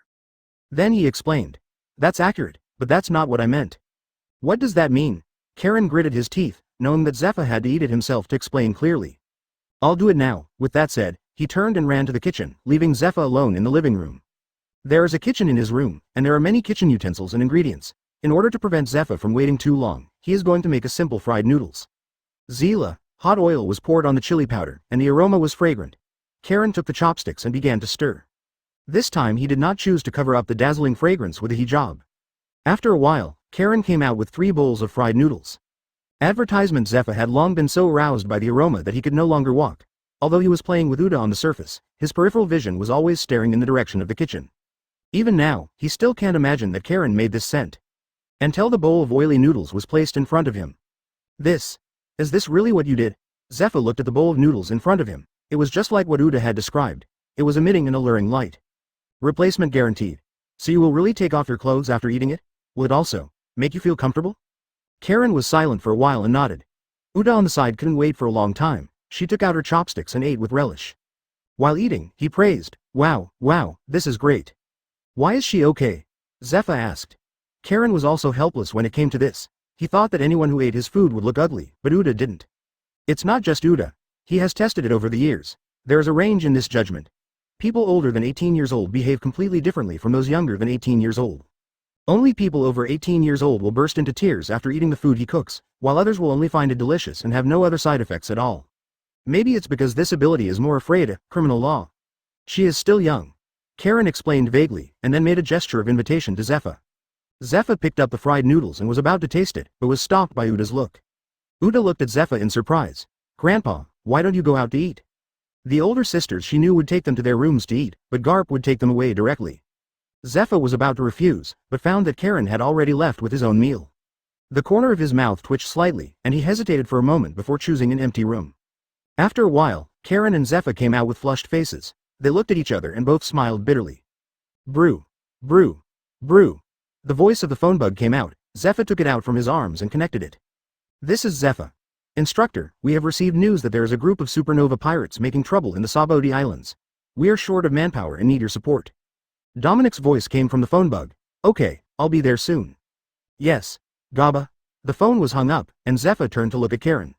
Let me see if you have been idle in the past 2 years. Karen smiled slightly. You won't be disappointed. Chapter 99 Crazy Pig Pirates Advertisement Saboti Islands, Island number 9. The whole island is composed of 79 trees, and each tree has towns and facilities. People call the archipelago of these 79 islands the Saboti Islands. Each island is divided into blocks, and island number 9 is where criminals gather. There are human trafficking shops and human auctions everywhere. Of course it's legal here. Although there are Marines stationed here, the world government is really in charge of this place. Marine is actually just playing the role of a thug here. When a world noble is bullied here, Marine will come in handy, which I have to say is really ironic. This place is not far from the Marine headquarters. Dominia came here with the students who passed today for a simple dinner. They were sitting in a box on the 2nd floor, and the atmosphere was very harmonious. Ha ha ha, you guy, why do you always get utensils on your face? One of the recruiters pointed at a tall, tough, muscular Marine with a hooded head who always wore sunglasses. Jarhead Marine was smiling, and he said blankly, is there any? As he spoke, the knife and fork on his face moved up and down, looking very funny. Ha ha ha, it's so funny, I remember your name. Virgo. Jarhead Marine reminded. My name is Virgo. Yes, yes, Virgo, you are such an interesting person. This Marine laughed so loudly that he couldn't stop coughing, making people afraid that he would cough up the next second. Hey, that's weird. Where are my tableware? Virgo shook his body from side to side, looking for his tableware. Ha ha ha. The whole place burst into laughter, and the atmosphere was relaxed and happy. Virgo, you guy, tableware is for eating, not for decorating your face. A recruit joked, with a playful light in his eyes. Virgo smiled slightly, stretched out his hand and touched the knife and fork on his face, with a grateful face. Thank you, I found it, it turned out to be here. Advertisement, I think you should eat finger food, maybe then you don't have to look for your cutlery. Donamica said half-jokingly, and everyone couldn't help but laugh. Good idea. Virgo nodded seriously and responded with a smile, I'll try it next time. The smile on his face was full of sincerity and looked particularly sunny. Although he looks strong and majestic on the outside, he looks particularly kind and cute at this moment. There was laughter all around, and Virgo's sense of humor and self-deprecation brought everyone closer and broke the barriers between recruits. At this moment, there was a boom, and Dominic felt a vibration coming from downstairs, and the entire hotel was shaking slightly. The laughter was interrupted instantly, and all the recruits' eyes were focused on the downstairs. I saw a group of people dressed as pirates walking in. Their arrival was like a strong wind, instantly tearing the originally cheerful atmosphere to pieces. Those guys wearing shabby pirate costumes and with stubble on their faces all looked arrogant, with an air of unscrupulousness in their eyes. Among them, the first person is the most eye-catching. He has a strong body, rough skin and obvious muscle lines. There are protruding fangs and a wide nose on his face, and there is a tattoo depicting a wild boar on his right arm. It's the Crazy Pig Pirates. In front is their leader, Mad Boar Axel, a pirate supernova with a bounty of 173 million. It seems that this guy is going to the New World. What's so good about it? I heard that the great secret treasure is in New World. The diners whispered in the air, and the tense atmosphere became more solemn at this moment. The arrival of the Crazy Pig Pirates was obviously not a good thing. Their momentum made the atmosphere in the entire hotel instantly tense and uneasy. Crazy Pig Axel was very satisfied with everyone's reaction. He liked being watched in fear by so many people. Ha ha ha, very good. It seems that you recognize me, so I won't introduce myself. I am here today only for 3 things. His voice was as loud as thunder, as if it was going to shake the entire hotel. Listen. The first thing is that we are very hungry now, so I need a lot of food. He locked his eyes on the waiter in the lobby. The sweat on the waiter's face was like spring water. He said tremblingly. Okay, I understand. Humph, very good. The second thing is that we have traveled thousands of miles to come here, and our money has been almost exhausted, so I hope you will sponsor me a little. When I find the big secret treasure, I will not forget your kindness. He announced loudly, his voice echoing in the bar, with a sense of oppression and arrogance. TCH, to put it bluntly, isn't it still robbery? Advertisement, a diner whispered, and although his voice was very small, it was still captured by the Mad Pig Axel in this silent restaurant. Bingo, if you get the right answer, it's robbery, so I'll give you a reward. He lengthened his voice deliberately and exaggeratedly, as if he was a little worried about what to reward. Then, he slapped his head and said with a cruel smile, I'll give you a good reward, all right. As he spoke, he took out a small hammer from his arms and threw it directly at the person who spoke before. Pung! That head suddenly burst open like a watermelon, splattering bright red blood and brains everywhere. The surrounding diners were instantly frightened to the point of distorting their faces and shrieking in terror as they backed away. It all happened so fast that Dominic, who was upstairs, didn't even react. As soon as he hung up the phone, he saw that bloodshed had already occurred. Hateful. One of them, Marine, was about to open the door and jump out. Dominic grabbed his wrist and said in a deep voice. Don't be impulsive yet, I'm afraid we alone are no match for him. The pirates with a bounty of 173 million are very powerful even in the New World. It's not because Dominic is afraid of blocking these Marine recruits, but because he doesn't dare to let these students who finally passed the examination fail here. Their future must not stop here. Are you just looking at it like this? We are Marines? The recruit was aggrieved when his wrist was grabbed. Yes, instructor, we are Marines. Most of the recruits looked at Dominic anxiously, including Virgo. There was a glint in Dominic's eyes. If he were alone, he would have done it, but now he was responsible for Marine's future. But he knew that if he remained indifferent, these recruits would be disappointed and question Marine. He slowly closed his eyes, then opened them suddenly, and said in a deep voice, You go find support. That's yours. Dominic took out a cigarette from his arms, lit it, took a deep breath, and exhaled a cloud of white smoke. Then, he placed the cigarette he had taken a puff on the table and said calmly. Leave this to me. Chapter 100 Arrival at Saboti Islands. Advertisement, Lord Colonel. Jesse gave Karen his standard military salute, his eyes full of reverence. Then, he turned to Zephyr who was aside, saluted again and said respectfully. Hello, General. From this series of actions, it can be clearly seen that in Jess's mind, Karen's status is obviously higher than that of Zephyr. After all, Karen has always been the one he follows and the one he admires. Ahem. Karen coughed twice, pointed to the brand new medal on his chest, and said in a calm tone, "Call me Major General." Jesse was stunned for a moment, but he quickly came to his senses and immediately changed his words. "Okay, Major General." His eyes sparkled with excitement and pride. "Very good." Karen patted Jesse on the shoulder and pretended to be serious. "A larger position means greater responsibility. I hope you can remember this, Jesse Lieutenant Junior grade." "Understood." "Huh?" Jesse agreed subconsciously, and then discovered what Karen called him. He looked at Karen in disbelief and said in shock, "Lieutenant Junior grade?" Karen nodded with a smile on his face. He would naturally not forget to mention his subordinates after he was promoted. Moreover, Jesse has been very serious in working under him in the past 2 years, and Karen has given him the training of 6 postures and armed colors. But his qualifications are not very good, and he has only learned 2 of the 6 moves in the past 2 years. "Thank you, Major General, I will never forget it," Jesse said solemnly. "Fight for justice, just fight for yourself," Karen corrected. "Ah, okay."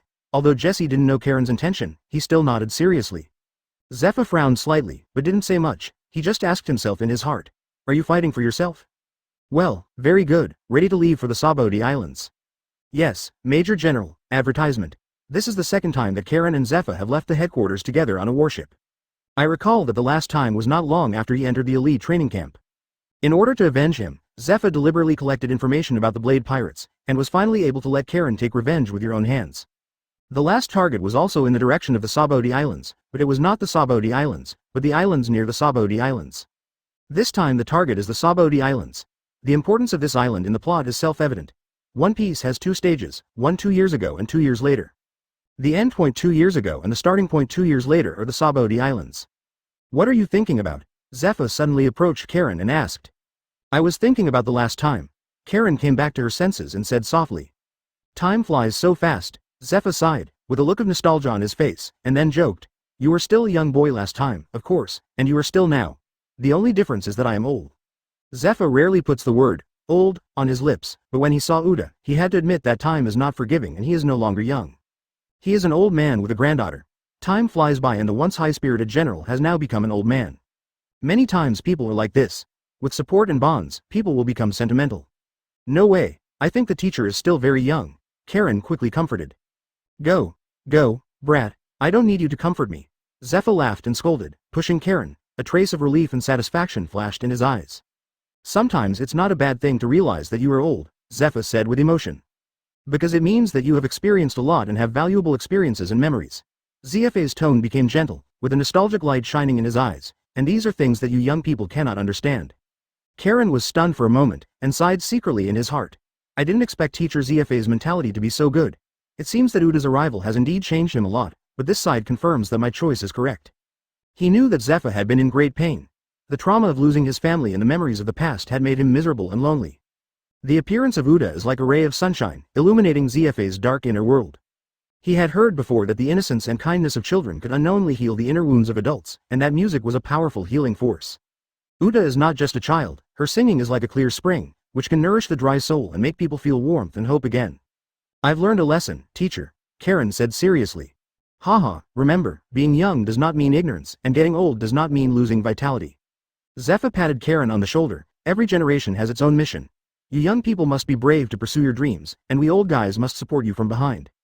Advertisement: "If I fight against the world government, will you help me?" Karen secretly complained in his heart. His face straightened, and he said seriously, "I will, teacher." At this moment, the ship's broadcast sounded, and Jess's voice came.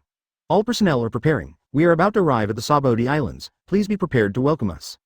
Meanwhile, on the other side, boom, Dominic's figure flew upside down for more than 10 meters. Blood slowly overflowed from the corner of his mouth, and Dominic struggled to stand up, trying to steady himself. "Ha ha ha, is this the Marine from Marine's headquarters? It's nothing more than that." Crazy Pig Axel stood in front of Dominic, with a mocking smile on his lips. "You Marines are not worth mentioning in my eyes. It really disappoints me." He proudly looked down at Dominic, who fell on the ground, his eyes full of contempt. Dominic clenched his fists and stared at the mad Pig Axel with gritted teeth. "Shut up, pirate." As he spoke, the surface of his skin was gradually covered with black domineering energy, like a layer of mysterious armor, wrapping him tightly. This is the armament hockey he honed in training 2 years ago, which can enhance his strength and defense, and also allow him to focus more in battle. It's just that his domineering power hasn't increased much compared to 2 years ago. He can only wind and harden it. He has always been very clear that his talent is not good. After several years of hard training, Karen defeated him in just a few months. Domineering? Humph, that's ridiculous. Axel looked at Dominic contemptuously, with a sneer on his lips. Do you think this little trick can scare me? His body is also wrapped in the domineering black energy, which is much darker than Dominic's. Come on, show me your strength. Axel laughed loudly and rushed towards Dominic like a strong wind. His fists carried strong air currents and rushed towards him.